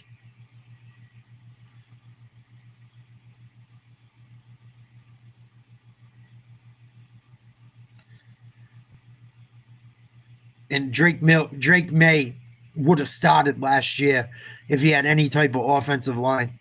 I think they were afraid that he was going to get hurt. He took some shots.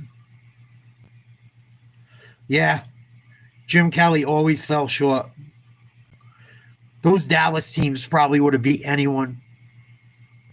Those Dallas teams were stacked. I would have loved to see those Dallas teams go up against Brady. Dallas was stacked. Emmitt Smith, Michael Irvin, Jay Novacek. They had a couple other guys on the outside that were fast. Hopper, I believe, was one of them.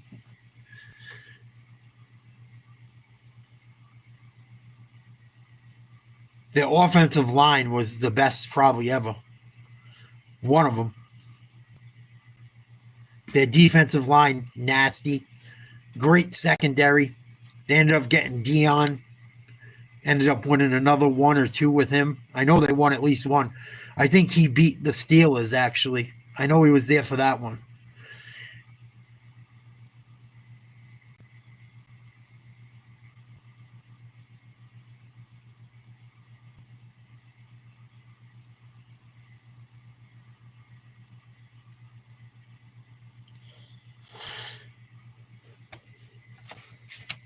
Yeah.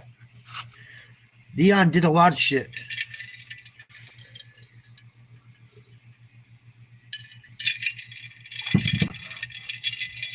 That's right, they did. I think Warren Moon was on that team. Warren Moon, Mark Rippon, if I'm not mistaken. I don't know if Riggins was on that team. I don't know if he retired by then or not. People forget about that Redskins team. I think that was like the early 90s. Might have been 90, 89, something like that. Then they ran into the Giants. Then they ran into the Cowboys. They had a squad, too. Those Buffalo teams were good. They just could not fuck with Dallas. No one could. No one could fuck with Dallas back then. They were too good. The 49ers finally got them. But that was at like the end of the run. Steve Young and Rice finally got him. Ricky Waters. Dion was on that team. That was one of the worst Super Bowls I ever seen in my life. Chargers versus Niners. Merton Hanks. That Niners team was good. They beat Favre in the playoffs, I think, too. Or Favre beat them. I remember all them years. It was like the NFC was just tough.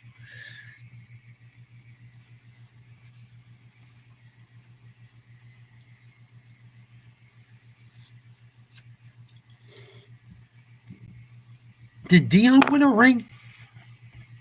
I don't know if he was with Atlanta when they won. He might have won a ring with Atlanta back in the day. I don't know if he was still with them. He might have. When the Braves won their World Series, he might have. I don't think he played for the Braves when the Yankees beat him. And I remember him ended up going to Cincinnati eventually. He might have won one with them. I don't remember. No, he fell short. I remember him playing playoff games and playing football games, though.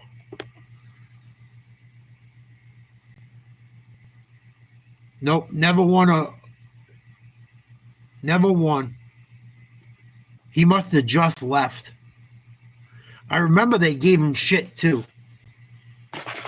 I remember they gave him a lot of shit. I remember when Dion played for the Yankees. As you guys know, I'm a Yankees fan. There's young Dion. Very young Dion. Second year in the league.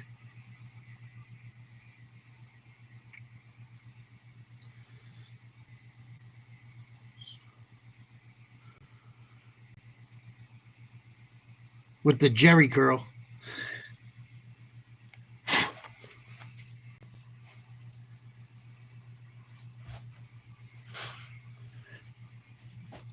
He was a Yankee first. A lot of people don't know that.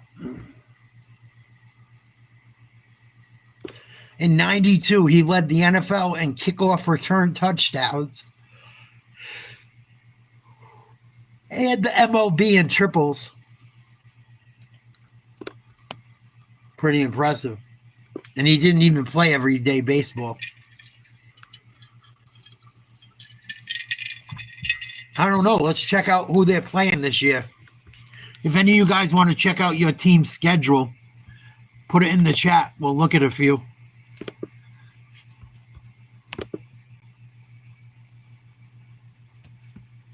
I'll check out them right now. I know they play New England in the preseason, I think. Not in the regular.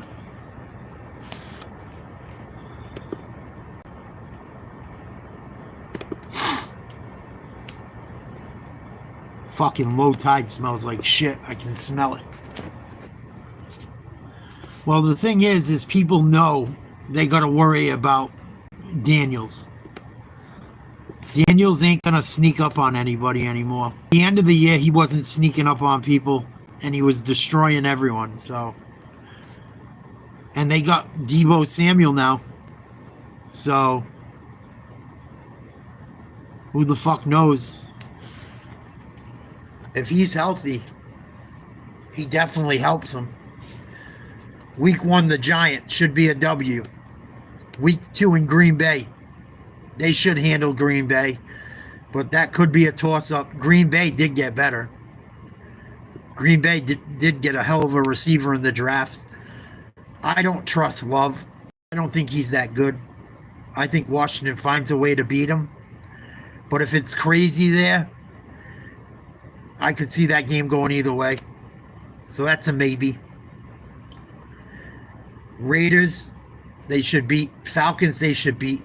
So even if we call Green Bay a loss or a toss-up, we won't call it a definite. 1, 2, 3. They should beat the Chargers. They should beat the shit out of the Bears. Cowboys, division game at Dallas. I don't know. What's the deal with the Dallas quarterback situation? Is Dak back? We'll say they beat the Cowboys. They're at 6 wins.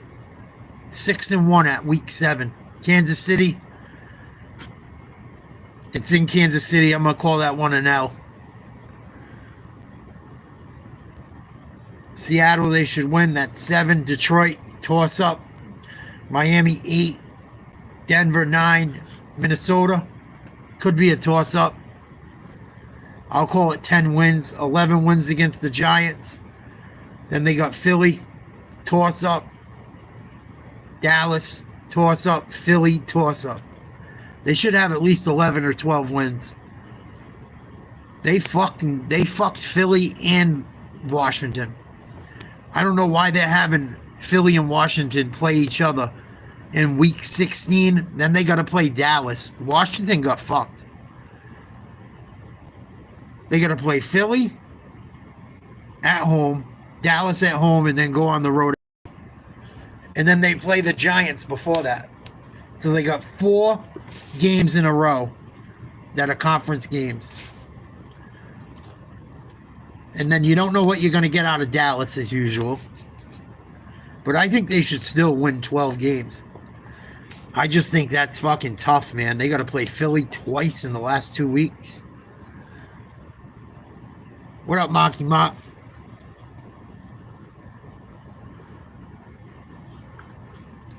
I still think Philly and Washington find a way into the playoffs. I don't know what to take out of Dallas. I really don't know what to think. I know they got the kid from fucking the Steelers. You never know what you're going to get out of him.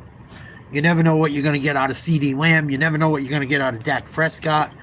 I know the kid on the defensive side of the ball is all pissed off and wants money. And I didn't see much of what they did in the draft, so, or I don't remember.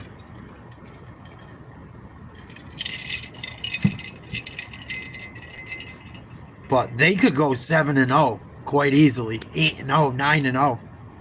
The beginning of their schedule, they could do very well.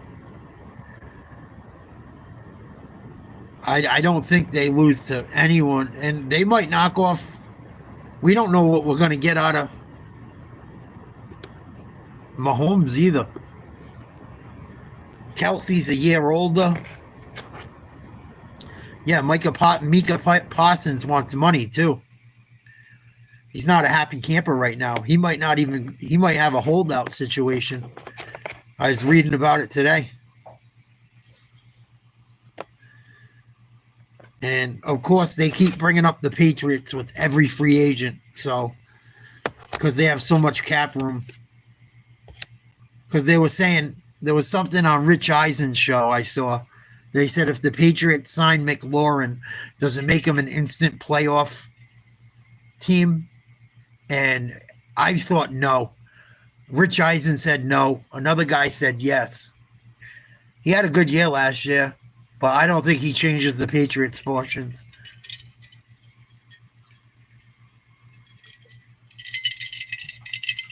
But I think when you got a team like Washington defensively is tough too.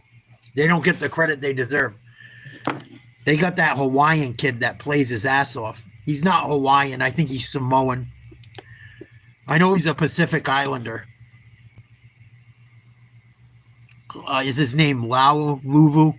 Yeah, he's a fucking monster. I don't know what to think about Diggs. And throughout what I've heard so far, he looks great.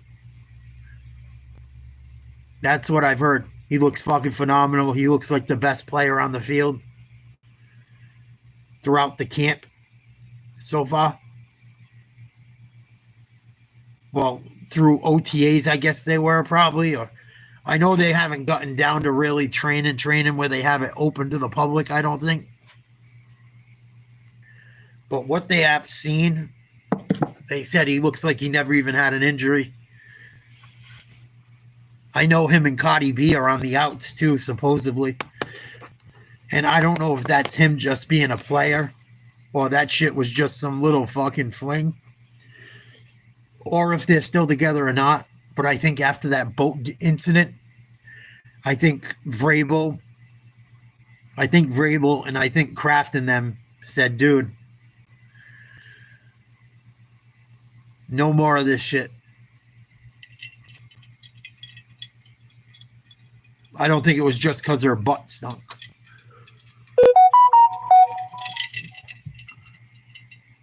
And I could be wrong because I've heard all kinds of rumors about that sloppy shit. I don't know if any of it's true. It's all fucking hearsay, but supposedly he looks phenomenal. They got the kid from the Bills. That's pretty solid. Matt Collins made some big catches for the Bills last few years. He should help New England. We still got our Jalen Polk. I'm not huge on, but he had a wicked rough rookie year. Pop, I think, is going to have a big year. I think Pop Douglas is due for a big year. We should have never let that kid go to the fucking Raiders. That was a stupid move because he liked it in New England. Jacoby Myers, we should have never let go. If we had Jacoby Myers and Pop Douglas and Matt Collins and Diggs, I'd feel a lot better. But I don't know. Once it depends on health. It depends on a lot of things. Defenses aren't just going to let they're not going to let Jaden Daniels do what he did last year. I mean, maybe he still does it, but he's not going to sneak up on no one no more. The commanders aren't sneaking up on anyone anymore. So everyone's going to play him tough. And this is what I mean when I talk about the Patriots. People be like, oh, this, that, and the other thing. Oh, yeah, they weren't that great. They got every team's best shot for years. I think they still get a lot of teams' best shots because for so many years they dominated. Washington isn't going to fly under the radar anymore. Same thing with like Detroit. Not going to fly under the radar anymore. Everyone knows they're good teams. So it'll be interesting to see. It'll be interesting to see what it's like. Everyone knowing they're studs. I mean, we saw it a little bit last year. Even Mahomes, almost every game was close. Very close. They didn't really blow anyone out. You know? So it's going to be interesting. It's going to be interesting. And there's quite a few teams that had kind of years like that. The Eagles. No one's going to be, last year the Eagles kind of flew underneath. They were very good. But everyone was worried about Mahomes because he's been dominant. Eagles ain't flying under no one no more. Buffalo's not flying under anyone any longer. The Ravens, same thing. I mean, it's a lot of teams that were still good, but a couple guys go down or your lineup changes a little bit. It changes everything. The biggest thing is health. Health in every sport. Look at the NBA playoffs this year. Almost every year, the playoffs get destroyed by injuries. So it's going to be, we're going to have to sit back and watch how it plays out. And then you got teams like the Bengals, really potent offense. Defense is mez a mez. They had a horrible year last year and still almost made the playoffs. They could come out firing. The Vikings, J.J. McCarthy, new quarterback. Very good last year. No one knows what to expect out of them. They might fly underneath the radar. They might not fly underneath the radar because they were so good with fucking that idiot that went to Seattle that maybe J.J. McCarthy gets destroyed.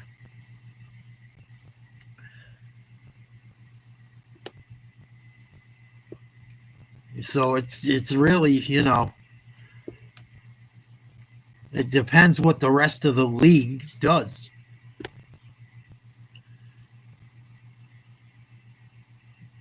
It really does. I'm not sold on Green Bay either. I don't know what to expect out of them. I do not like their quarterback. I think he's fucking so overrated. I think the kid that was backing him up was doing a better job. Tell you the truth. That kid that was backing him up was killing it. Granted, he didn't play the best teams, but they weren't struggling moving the ball with Malik Willis. And Love had some of them guys made some bad drops, but they weren't, the balls were kind of iffy a few times. I'm not crazy about Love up in Green Bay. I know they gave him a ton of money, but I don't know. I don't know. I thought he should have done more with the receivers he had. They had a decent receiving core. And they still do. I mean, that kid Golden from Texas, if he can stay healthy and Love doesn't fucking hang him out to dry like he did almost everyone last year in the playoffs, Love almost got every receiver he had killed. I remember watching the games. Almost every one of his receivers got hurt in the playoff game. You fucking hung him out to dry. So we'll have to see what happens. And I heard the Vikings also got a good, I think they signed a running back, or they got a running back out of the draft that should take some of the pressure off Jones. Because Jones was phenomenal. But once Jones, I remember watching a game where Jones came out or got hurt, and they looked fucking horrible. So they better hope whoever's backing up Jones does an adequate job in case something like that happens. But I think Jones sucks. I mean, I think Love sucks. I don't like him. I thought Malik Willis was killing it. I watched Malik Willis put up like 100 points in 2 weeks. And then Love comes back in and the team kind of struggled. Then they got back on course, and then I feel like Love isn't going to win you a game. Like, he's going to beat everyone he's supposed to beat. But if it's a close matchup, I feel like he falls short. I feel like he falls short. I feel that way about CJ Stroud, too. I wonder what that team's going to be like this year without Diggs. Diggs had a good first half last year. Diggs almost had 1,000 yards receiving in like 8 games. So hopefully he can keep his fucking head on straight for New England and keep his fucking pecker to himself and his tongue out of Cardi B's ass. And off his fucking yacht.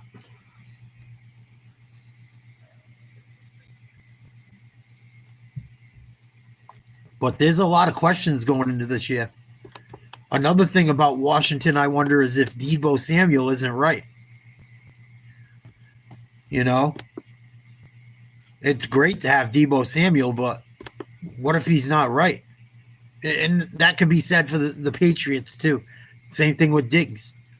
Yeah, he looks great till he goes and stretches for a ball. You know, can be said for all them guys. I also wonder what the Niners are going to be. I wonder what happens with the Niners. I wonder if their running backs can stay healthy and their defense can stay healthy. And Purdy got a lot of money. I don't think he was worth it. I don't think a lot of these guys are worth it, but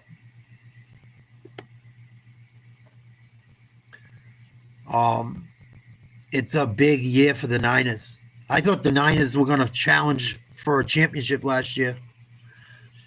I thought it was going to be the Niners and Eagles in the NFC championship game. The Niners just got destroyed by injuries, and they didn't play well the few times they kind of had the whole team together. I don't think they were healthy, obviously. But I think this is a huge year for the Niners, especially spending all that money on Brock Purdy.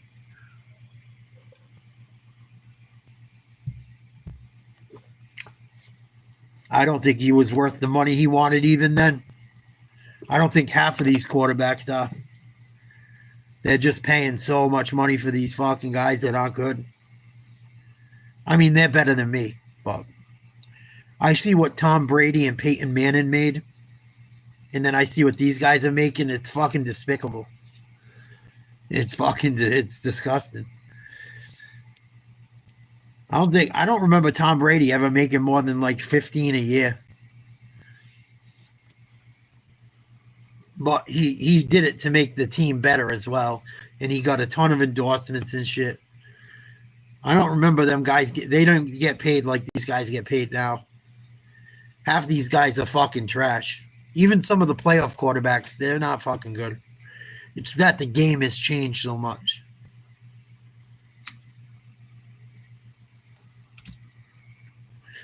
There's like a handful of quarterbacks I think are good nowadays. Like if they had to play in years past, they'd be good. I think Mahomes would be able to hang. I mean, and then you look who Brady had to play against and shit. He had to play against Roethlisberger, fucking Vic throughout the years. Like there was good quarterbacks. McNabb, Manning, fucking Eli Manning. Say what you want about him. He was better than half these guys nowadays. Kurt Warner. I mean, I could go on and on. Russell Wilson. Brady beat them all. And I always think Brady because he's my fucking man crush because I'm a Patriots fan. But well, Eli had a lot better defense, Mark. People forget. Eli Manning didn't beat the Patriots. The Giants' defense beat the Patriots. The Giants' defense was phenomenal. Phenomenal.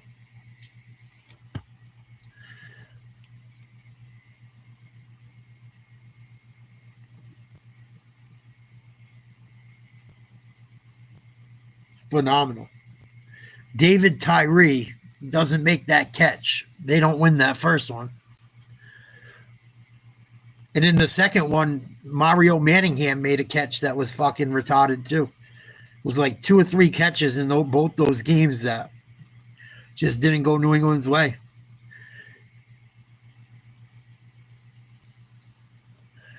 Didn't go New England's way.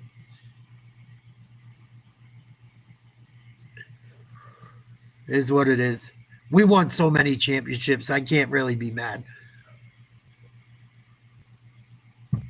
Won so many championships, I really can't be mad. We almost had it happen against Seattle, too. Malcolm Butler made a beautiful play, knocks a ball away, hits off the dude's helmet, and he catches it on his ass. And then Malcolm Butler made the play of the fucking century to save it.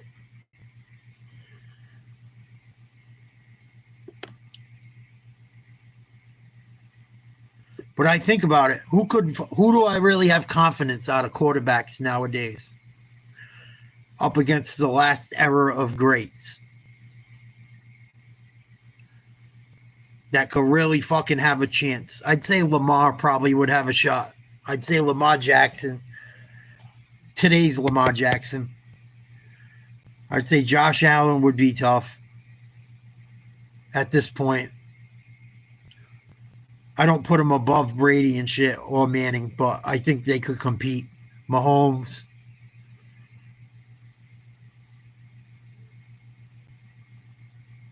I'm thinking AFC right now.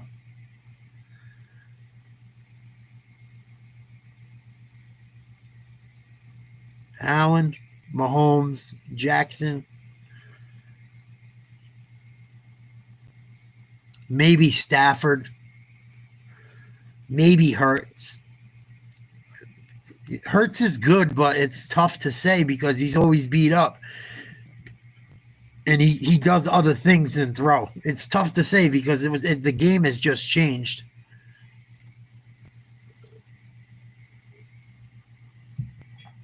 The game has just changed. The physicality, what teams are allowed to do, the way you're allowed to line up.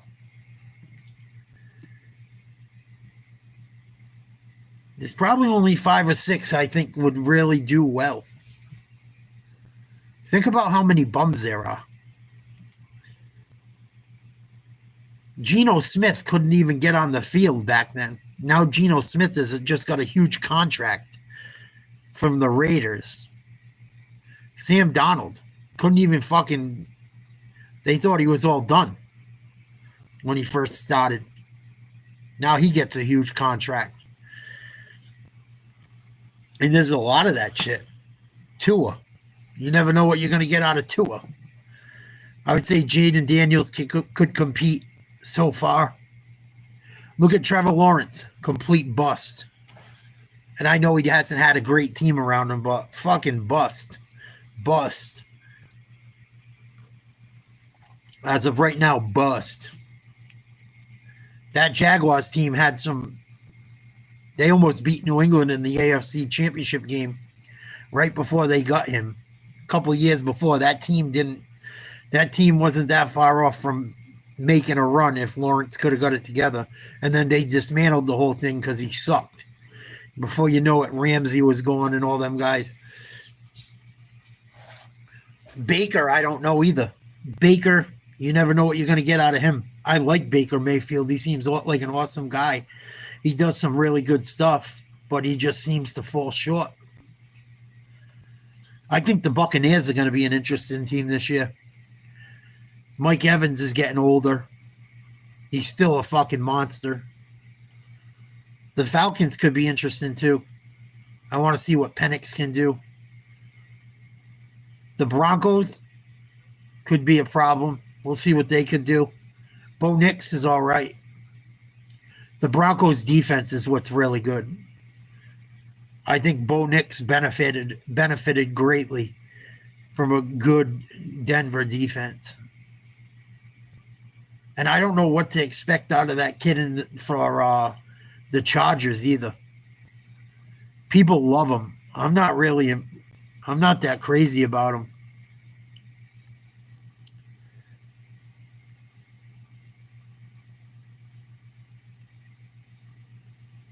I'm not that crazy about the kid out in from Oregon that plays for the Chargers.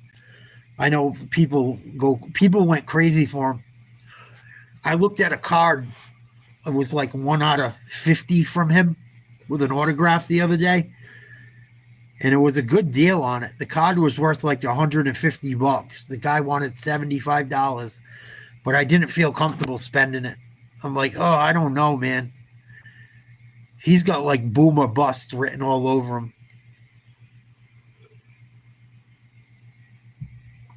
I can't think of his fucking. It was Dylan Gabriel's the guy that just left Oregon.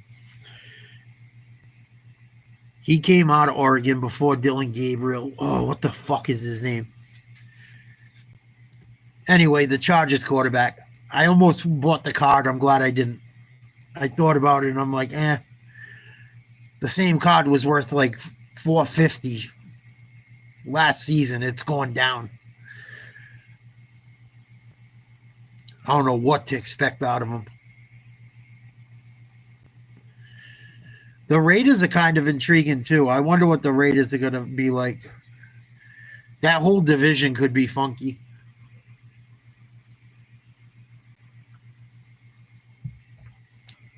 I wonder what Ashton Genty's going to do. I wonder if they're going to make him change his running style. I also wonder what Travis Hunter is going to do. I've been thinking about Travis Hunter a little bit more. I wish New England got him. I wish Gerard Mayo didn't win that game. I'm kind of glad in a way we didn't get him with his off-the-field drama type shit with his girlfriend or his wife. But he seems pretty talented. But at the same time, a lot of people made a lot of good opinions lately. I've been reading about Hunter. And they say they're going to play him on both sides of the ball. NFL teams are smart, and people are already saying what they're going to do. He's not going to be able to play 50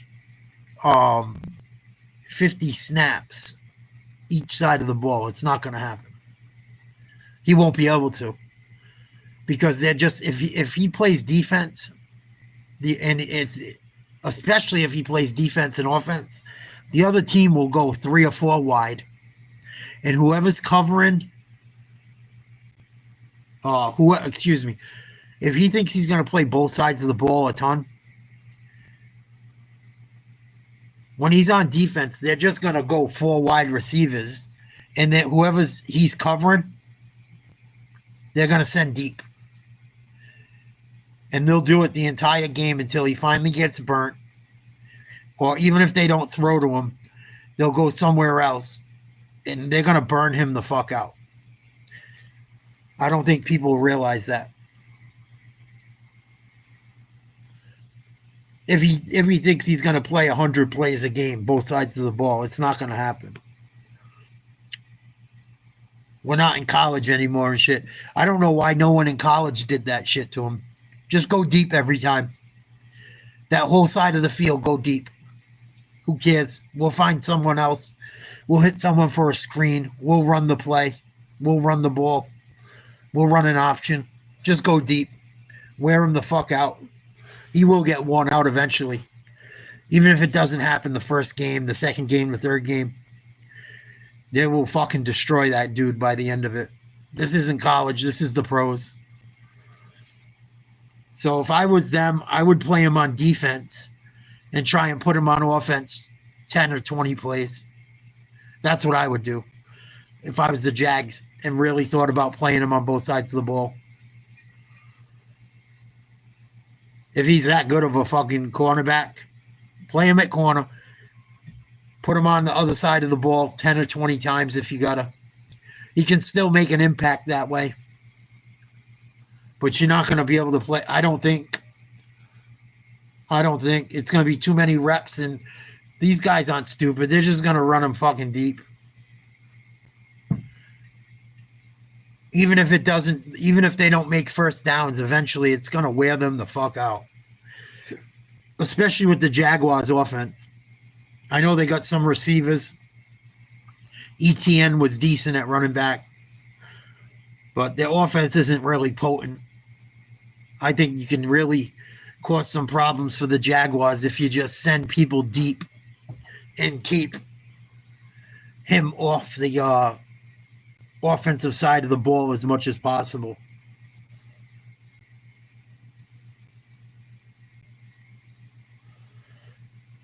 I heard, I don't know if it's true or not, Victor, But I seen that Shador, I guess, has been doing well in workouts. A lot of people say he's really starting to impress. It could be internet bullshit. I'm just saying, I have seen content saying that he might be their number one. Iceman, what's up? Do you have any tips to be dedicated to a goal? Absolutely. Don't forget your reason for doing what you want to do. Don't forget your why. My goal right now is to lose weight. I've been talking about it a bit and doing some videos on it. I've had a really rough last few years and I gained a lot of weight. I had a lot of shit also in my personal life, physically, mentally, emotionally, spiritually. I've had a lot of stuff happen. And when I get weak, I try to remember my why I'm trying to lose weight. I remember the things that bother me. Not being able to go play sports, not being able to go fishing, not being able to go for a walk and not be destroyed, struggling tying my shoes. But your why's got to be bigger than your excuses. I guess that's the easiest way I could put it, Iceman. The reasons you got to be doing it are going to be bigger than the reasons why you don't want to do it. It doesn't matter what it is. And obviously you don't hurt people. You don't,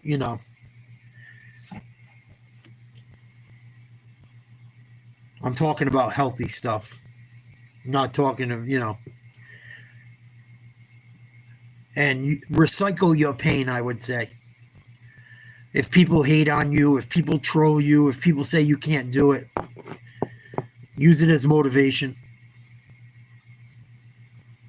Use the negative as positive and use the positive as positive. I've been called every name under the sun. I don't give a shit. It's not going to stop me from trying to achieve my goal. Yeah, I'm semi-young. I'm young enough where I can still anyone can make changes no matter what. I'm not as young as you think I am, Victor. I think. I'm approaching 45 quickly, so I'm not ancient, but I'm getting there. I think people think I'm younger than I am. But age isn't an excuse to not do things within reason. Even if you're older, you can you still make improvements.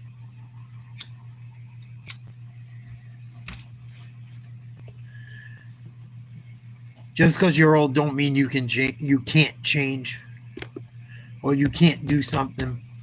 That's bullshit. That's bullshit. Just because you're old doesn't mean you can't change. May it be a little harder? Absolutely. That's why it's important to be healthy and not be overweight when you're younger. Because it doesn't get easier as you get older. But it doesn't make it impossible either.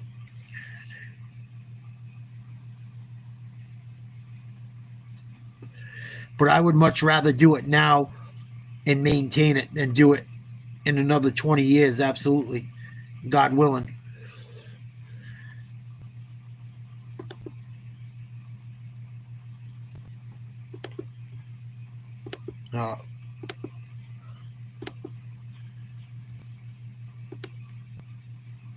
The older I get, the better I was. Yeah, absolutely. It doesn't mean you're fucking dead, though. Doesn't mean you have the excuse to just fucking give up. I've seen that shit happen with so many people. I knew I had to make a change or I just would if I didn't make the changes I've been making, I would never have. So that's why I'm doing it now.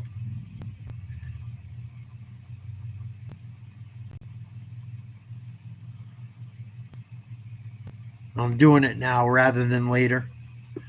But you got to keep it up. You got to keep it at. You got to keep it up. You got to do it for you. I've learned a lot of shit over the last year or two.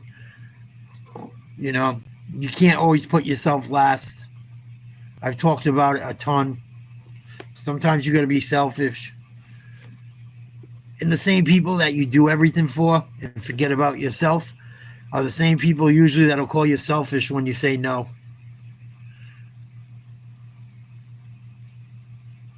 Whether it's a wife, a girlfriend, a family member. Half the time they love what you do for them. They don't actually love you. Not everyone, but a lot of them.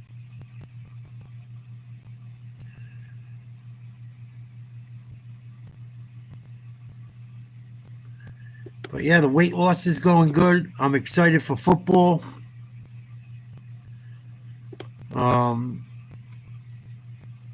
Just got to keep pushing.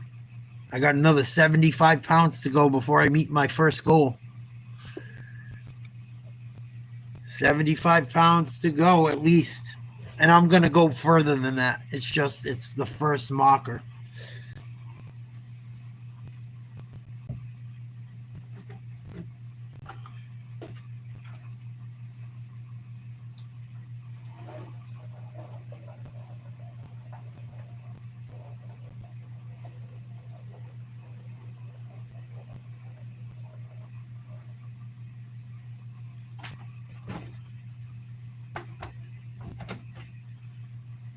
The first marker.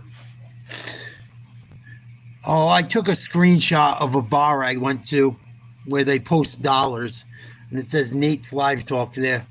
It's just a picture from a bar I went to when I was at my buddy's neck of the woods on vacation. You think, Victor? Just a little bit. I'm not going to tell you where I live, but I don't know why you're prying.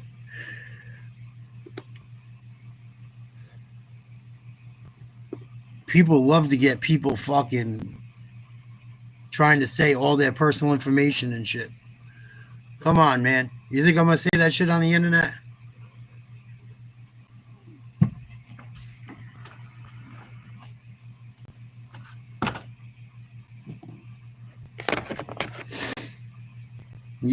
Dude, if you did a show and I asked you exactly where you live, that's kind of prying.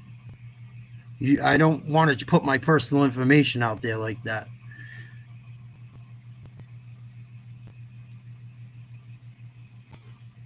I don't know why you would have a hard time understanding that.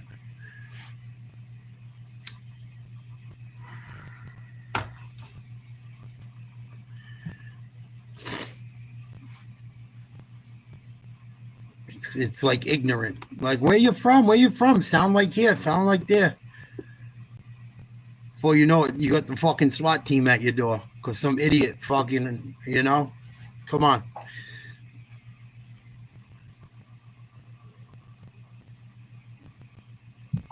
Yeah, well, when that fucking happens to you, you'll be upset. There's certain shit I don't talk about. Try not to talk about. I watch who's around when I talk about it. Before you know it, you have people fucking dropping food off at your crib and shit.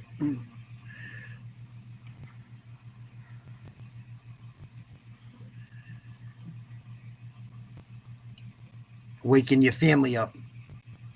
Fucking SWAT team at your door.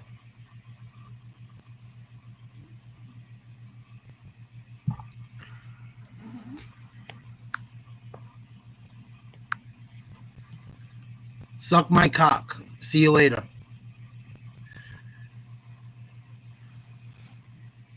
Maybe you can learn that in your old age.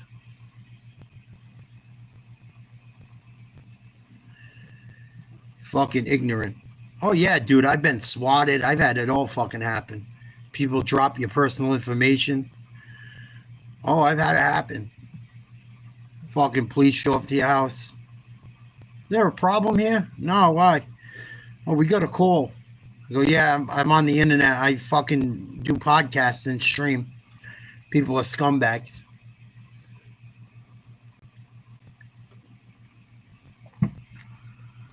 Fucking retards. I don't give a fuck. Well, I do. Yeah, I'm from Philly. Fucking people are retarded. I don't give a fuck. Well, you wouldn't give a fuck because you don't have a fucking your information out there like that. You don't do fucking. You don't stream on the internet. Of course, you don't give a fuck. See you later. It's either a young person acting like an old person or an old fucking baby boomer being a douchebag. I love that shit. Oh, you ain't old. You ain't old. I'm old. You're as old as you want to be. I still feel like I'm fucking 16. But I'm not. People think I'm like in my 20s or 30s. I'm not even fucking close. Where you from? Where you from? Where you from? Are you writing a fucking book? What the fuck? You ask where they're from, they just give you a general area. Fucking retards.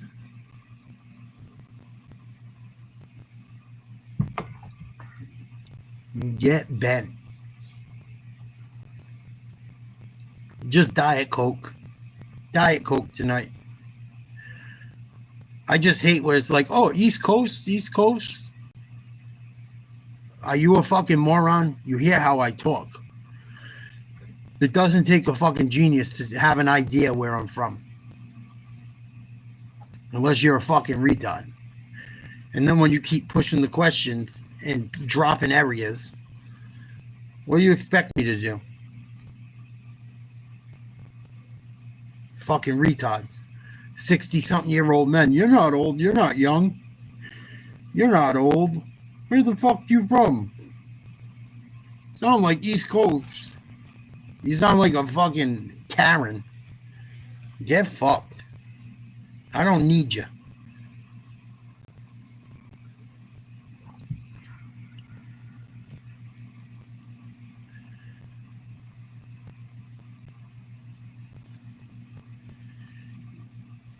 Oh, shit. None of that shit. With all due respect, C-Dub, it all started on the East Coast, not the West. As far as hip-hop, that shit started here.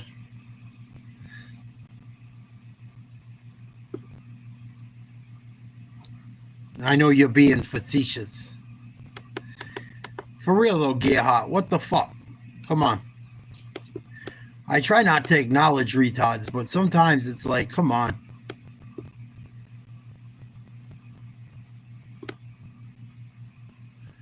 Come on. Enough.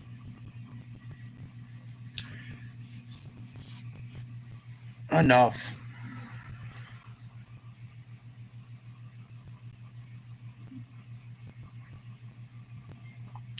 That wine is garbage. I'll give you the weed. I'll give you some of the women. I'll give you some of the beaches. Where I live is like the East Coast pop. Where I live looks like California. A lot of it. So, I mean, I'm cool with it. I've shown you guys the pictures of the beaches I've been to lately. I'll take them over California's any day. Any day. I'm all set with dealing with the California woke bullshit.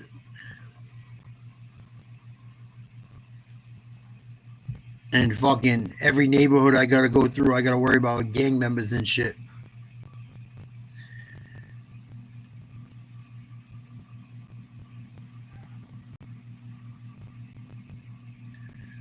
Hell yeah. Look into the wine in California. If you look into what's in it, you fucking shit.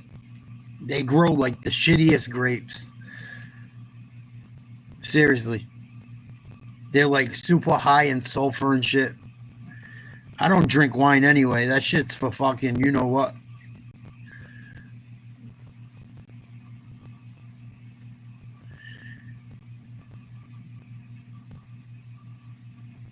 Yeah, I'm all set with wine. Wine ain't my thing. Wine's for the females.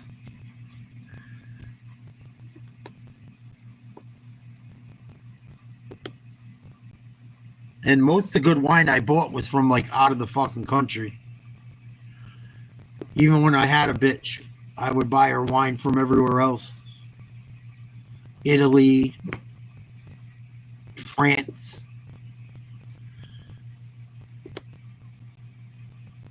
That's like that California hippie shit. A lot of hippie shit in California. I am not with a ton of hippie shit.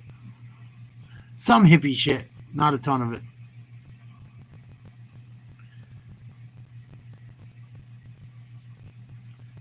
There's a little too much hippie shit out there for me.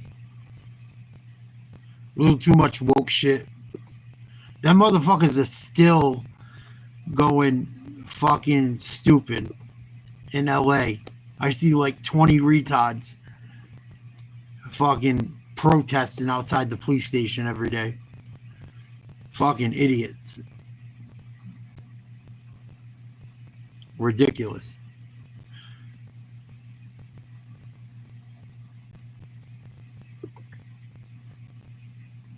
Yeah, it's probably from all the fucking sulfate in it.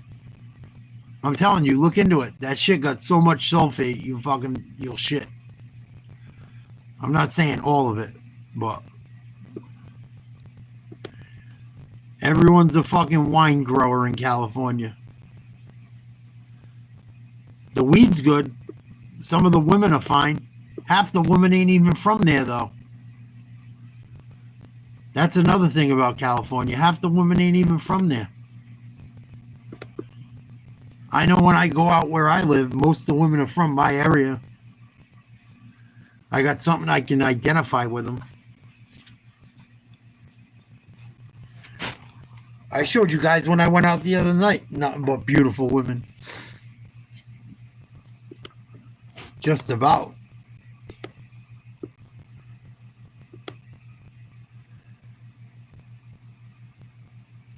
I don't know. I just get a vibe from a lot of. I'm not saying all of California, but I get a super fake vibe from a large majority of it. And even the weed, half the weed is mids now. Everything's a fucking hybrid.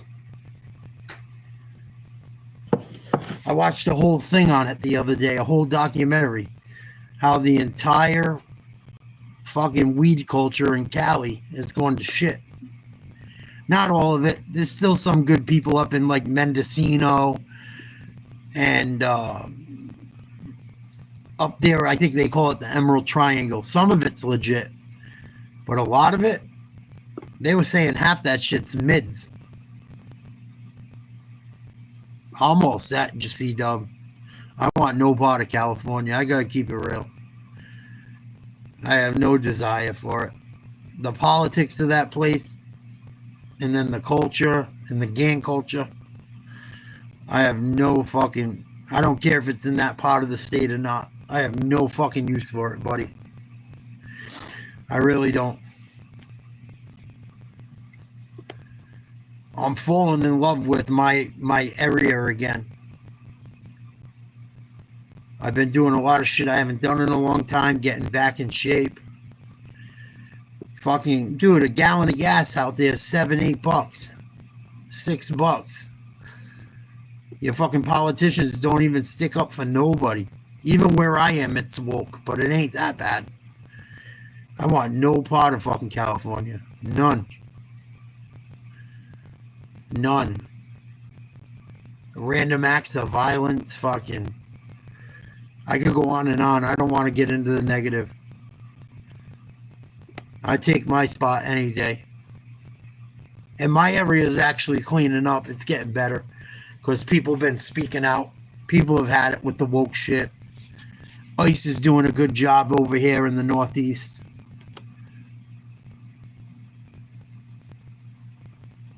And I like having 4 seasons.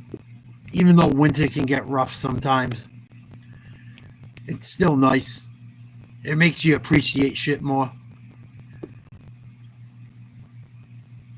It makes you appreciate shit more coming from up here, I think, where I'm from.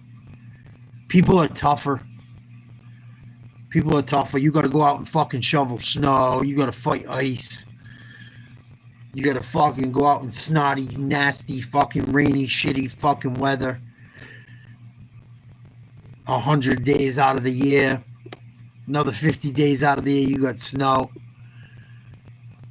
And then you get the beautiful summer to appreciate it. It's nice. It's kind of like life. It's kind of like life. And I've been thinking about getting the fuck out of here for a while, but this summer, getting used to being single and getting my life back on track, I've kind of fallen back in love with where I live. And I haven't been killing myself, and I've been making enough money to survive. And I get to enjoy the beach at least once or twice a week with my friends. And rekindling some old friendships and just getting healthy. I love it. I'll start making more videos of it. Because I don't think people realize how beautiful it is. It's really kind of like where I live. I made a video the other day at the beach. I don't know if you were there for it. It's just as beautiful, if not prettier, than California. Seriously. And you know what it is? There's not as much as the superficial shit. There's some. But there's not as much of that superficial bullshit. I mean, look how many people go to California thinking they're going to make it.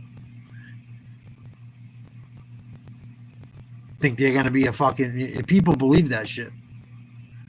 And they should believe in themselves, but some people are out of their fucking mind. And to each his own. It's just not for me. I know I wouldn't fit in. Not my thing. I would see right through that fake shit instantly.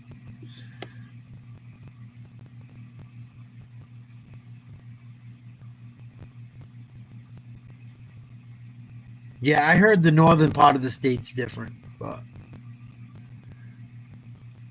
I like it where I am right now. I'm spoiled too. Where I am, I can get to anywhere I need to be in 3 hours. I can get to New York. I can get to the mountains. I can get to Canada in about fucking... If I really want to go crazy and go on a trip. And probably a day and a half. No fucking need for it. And it's still cheaper than California. Still cheaper than California. New York City is still cheaper than California, CW. New York City is still cheaper than any part of California. For a lot of shit. It's because the politics there and the taxes are just, they fucking have ruined it. It's ridiculous. It's not even... I have no interest in it. None. Not even on a trip. Maybe I'll go see it once, but I have no fucking interest in it. The only way I would do it was to go up north and go check out the fucking redwoods and shit like that. Other than that, I have no interest in it.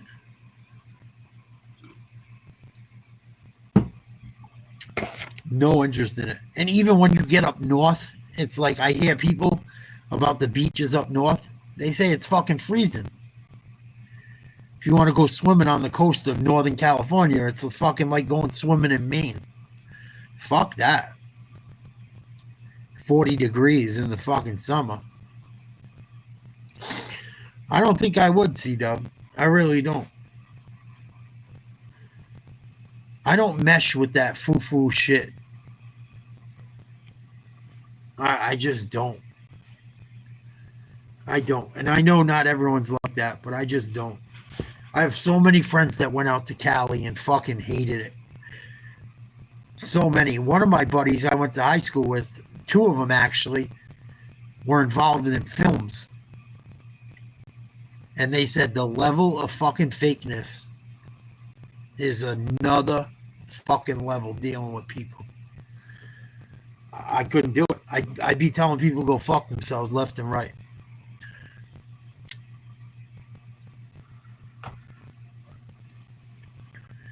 My buddy worked on all the Marvel movies. He's got a shield signed by like everyone that's been in any of that shit. Every single fucking person. He said he couldn't wait to get back to the East Coast. He said he couldn't fucking stand it. He said if it wasn't for the money and to get experience, to get on more sets in his career, he said he fucking hated it. Hated it.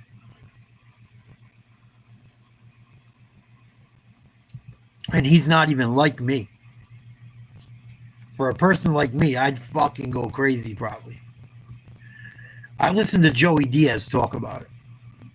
Joey Diaz is like my favorite comedian, my favorite podcaster, one of my favorite people on the internet in the world. I have a lot in common with him. I have a lot of the same views. He's from like Jersey. I'm from the same kind of area. And fucking, he said he hated it. It worked to get his career going and to do his comedy, but he said he fucking hated it. Hated it. Yeah, I wouldn't make it out there. The minute someone got stupid with me like that, I would lose my job, my livelihood.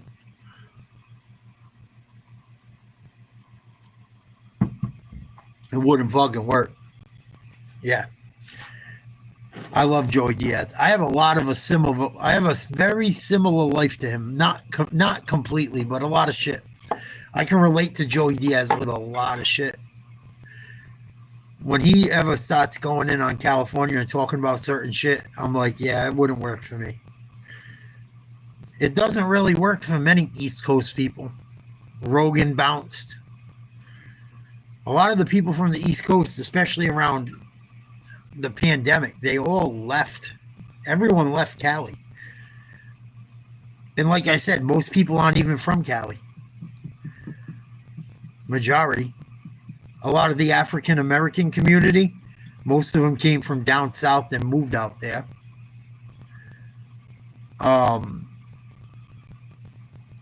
You got the Spanish community from Mexico and elsewhere that's not really from there originally, technically. My grandfather grew up in California, and his family ended up on the East Coast. I remember being a kid eating avocados with my grandfather. No one even knew what an avocado was on the East Coast in the fucking 80s. Now it's like the big thing. So I don't think I would fare well on the fucking East Coast. I mean, on the West Coast. I don't think it would be for me.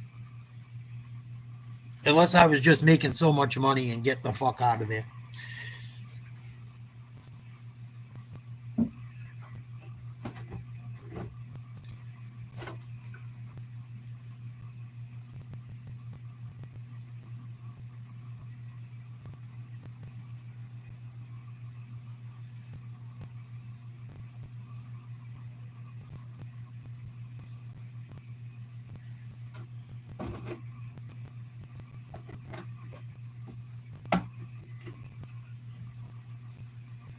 And for a place that like nobody's originally from, just about, they like gatekeep it, which is fucked up. Like I've seen people go out there and buy land and want to start like weed farms and shit, and they get fucked with and end up going under, and no one wants to support them or help them. I'm all fucking set. I'm just all set.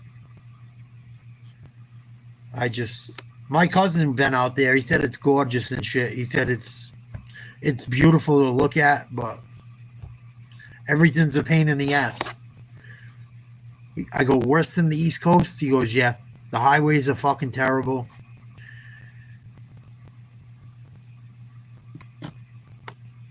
A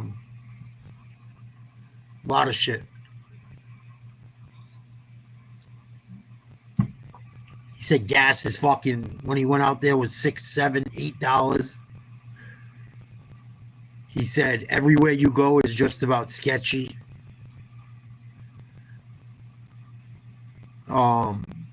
He just said it was nice to visit, but he could never see living there. And I know how I am, so I probably would be like, fuck this shit. That's good. That's what up. Hopefully it doesn't hurt your relationship.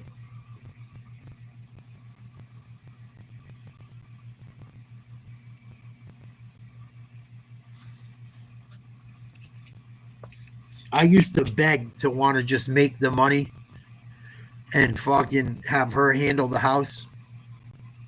She wouldn't listen. And it made shit worse. Because we wasted more money fucking both of us working. And energy. So make sure I know it's a big nut to crack as a man, but I always felt if I just had to worry about making the money and helping out a little at home and she could just focus on the kids in the house, things would have went better. But hopefully you guys find a way to make it work.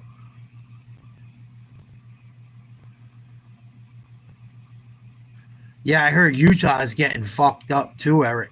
I've seen a video of some young kid that's a rapper from Utah. Supposedly he's like half white, half black, or his dad's black or something. He looks white as fuck. I heard there's some gangster parts of Utah or outside of Salt Lake City where it's like straight up LA gang culture. They had the kid on like a couple things on YouTube recently.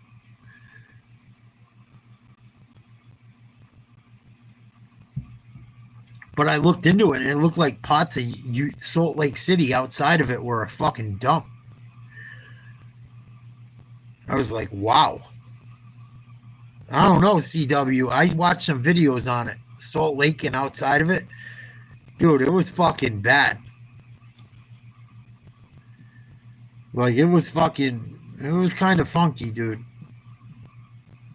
It wasn't like California. It was like trailer parks and shit, but it still wasn't good. But trailer park can still be a hood. I don't remember his name. But I believe that shit. That shit's all over Denver. Look at Denver. Look at Colorado. That shit's been a home for people outside of LA for years. There's a lot of gangs from LA that go to fucking Denver. Go to Texas.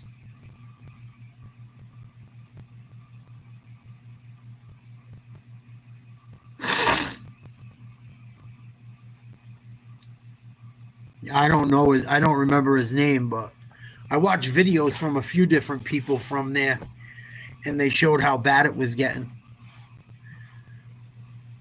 People just think Utah, they think Mormons and people with money.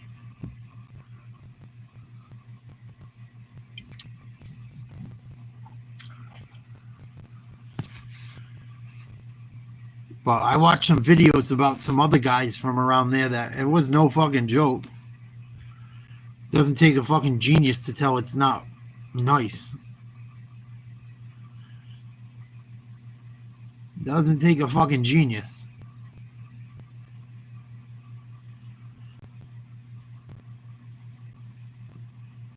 But no, I'm happy with where I'm at right now.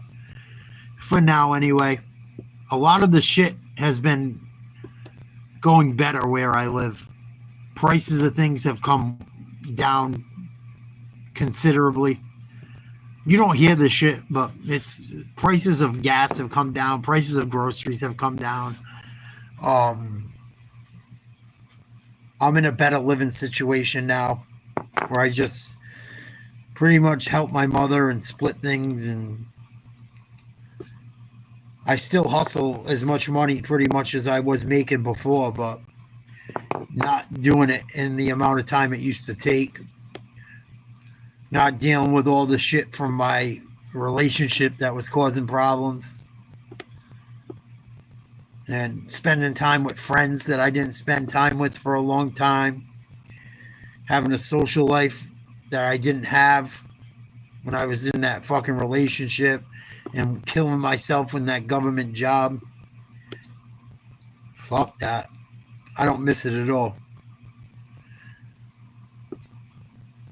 I don't miss it at all. I don't miss the stress from fucking baby daddies and family members I barely deal with, and I'm fucking good. I feel good. The weight's coming off. I don't know. I feel way better than I have. Way better than I have. And I'm not killing myself to get by like I was. Believe it or not. I was fucking killing myself. Helping my mom with this house is cheaper than the fucking apartment I had. It's nuts. Nuts. I don't got to deal with kids not acting right. You guys know all the shit I went through. I'm not going to try and keep throwing people under the bus, but I don't got to deal with all the bullshit I was dealing with anymore. It ended up being a blessing. As much as it bothers me that shit happened and hurt my relationship, it wasn't going to change. The kids weren't going anywhere. The shit that was happening wasn't going to get better. So,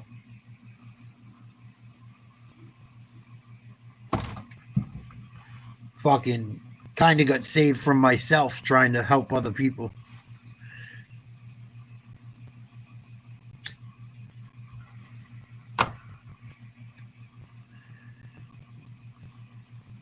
Yeah, I've been doing low carb diet, doing cardio, calisthenics, some weightlifting.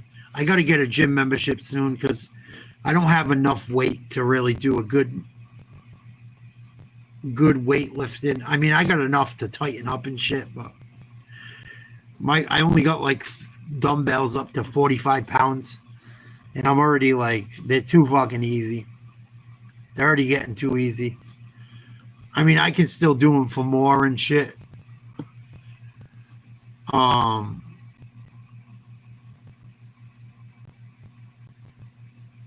I gotta start upping it eventually.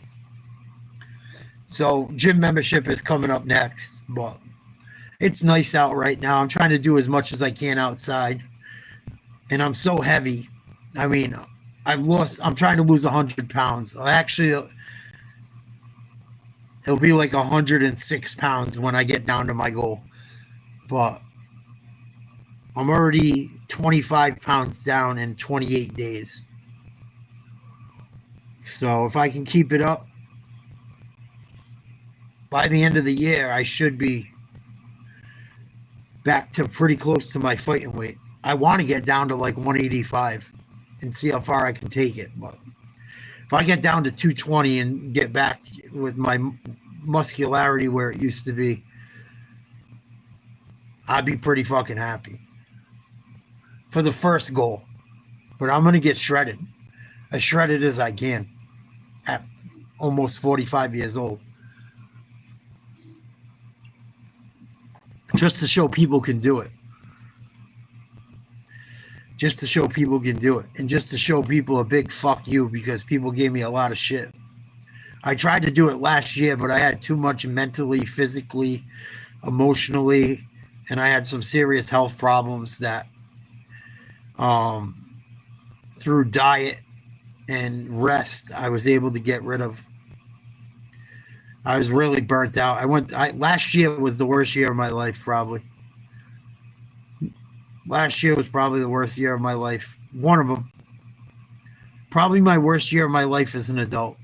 It was brutal. And I made good money. I worked fucking hard. It didn't matter. That fucking economy was so fucking trash. No matter how much I made, it didn't fucking matter.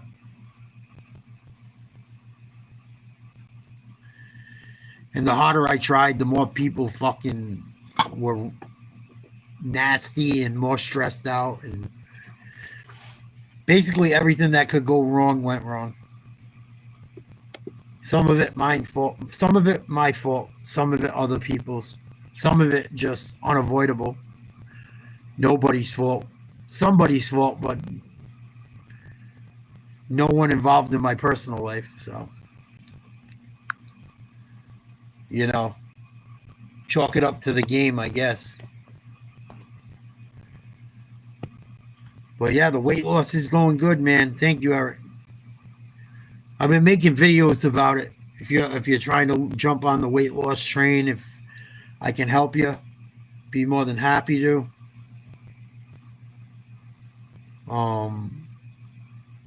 It's going good. I've been doing low carb, doing a lot of cardio,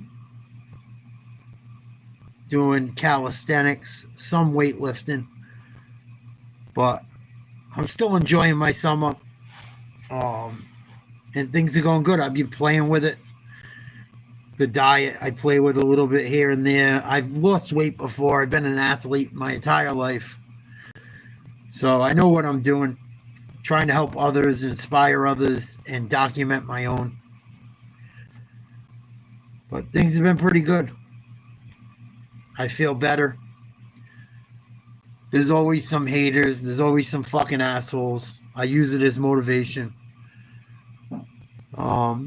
There's not a lot of sports going on, so I figured make some content like that as well.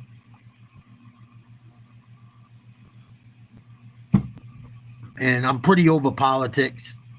I'm sick of doing politics. I don't mind doing politics. I'm sick of the bullshit that comes with them. So I'm like, I don't even want to fucking do it no more. I'll do it around the elections when it's important. Other than that, I'm pretty much over the politics shit. I'm just fucking over it. That Epstein list pissed me off too. Epstein list pissed me off. If important shit comes up here and there, I'll talk about it, but I'm kind of fucking over it. I think my eyes have opened up finally that it doesn't really matter who the fuck's in. I mean, you just got to go for the lesser evil, I guess. Who's going to damage people more? I still think I made the right choice. I don't think fucking Trump's an angel or a choir boy, but I still think he was the better choice.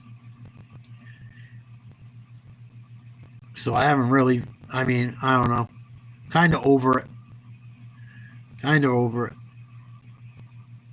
Just trying to worry about my own life and push people in the right direction lately. Talk about different shit. I just couldn't vote for her, and I thought it was important that the Democrats didn't win. All that fucking shit they've been pushing, and their agenda doesn't benefit me or most people.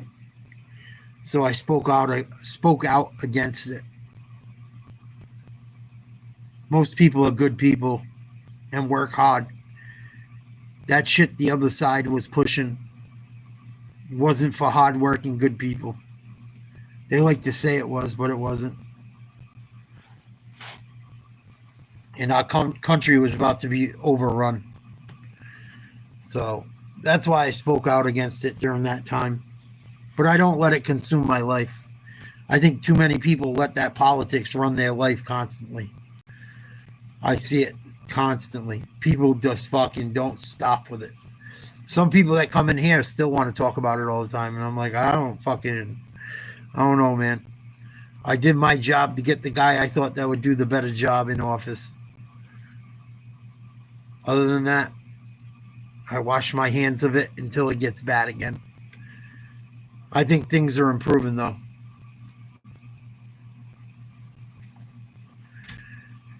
So, yeah, for now, we're going to enjoy the summer and keep the weight loss shit going. I'm going to try and make some videos. I think I'm going to go down south to the beaches, some other beaches later in the week. I'll try and do some videos.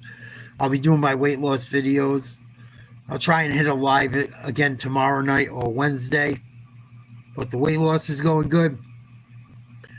25 pounds down in 28 days. 75 more to go for the first round. Please like, share, subscribe. Thank you guys for joining me. As always, keep your heads up. Love you all. I'll catch you soon.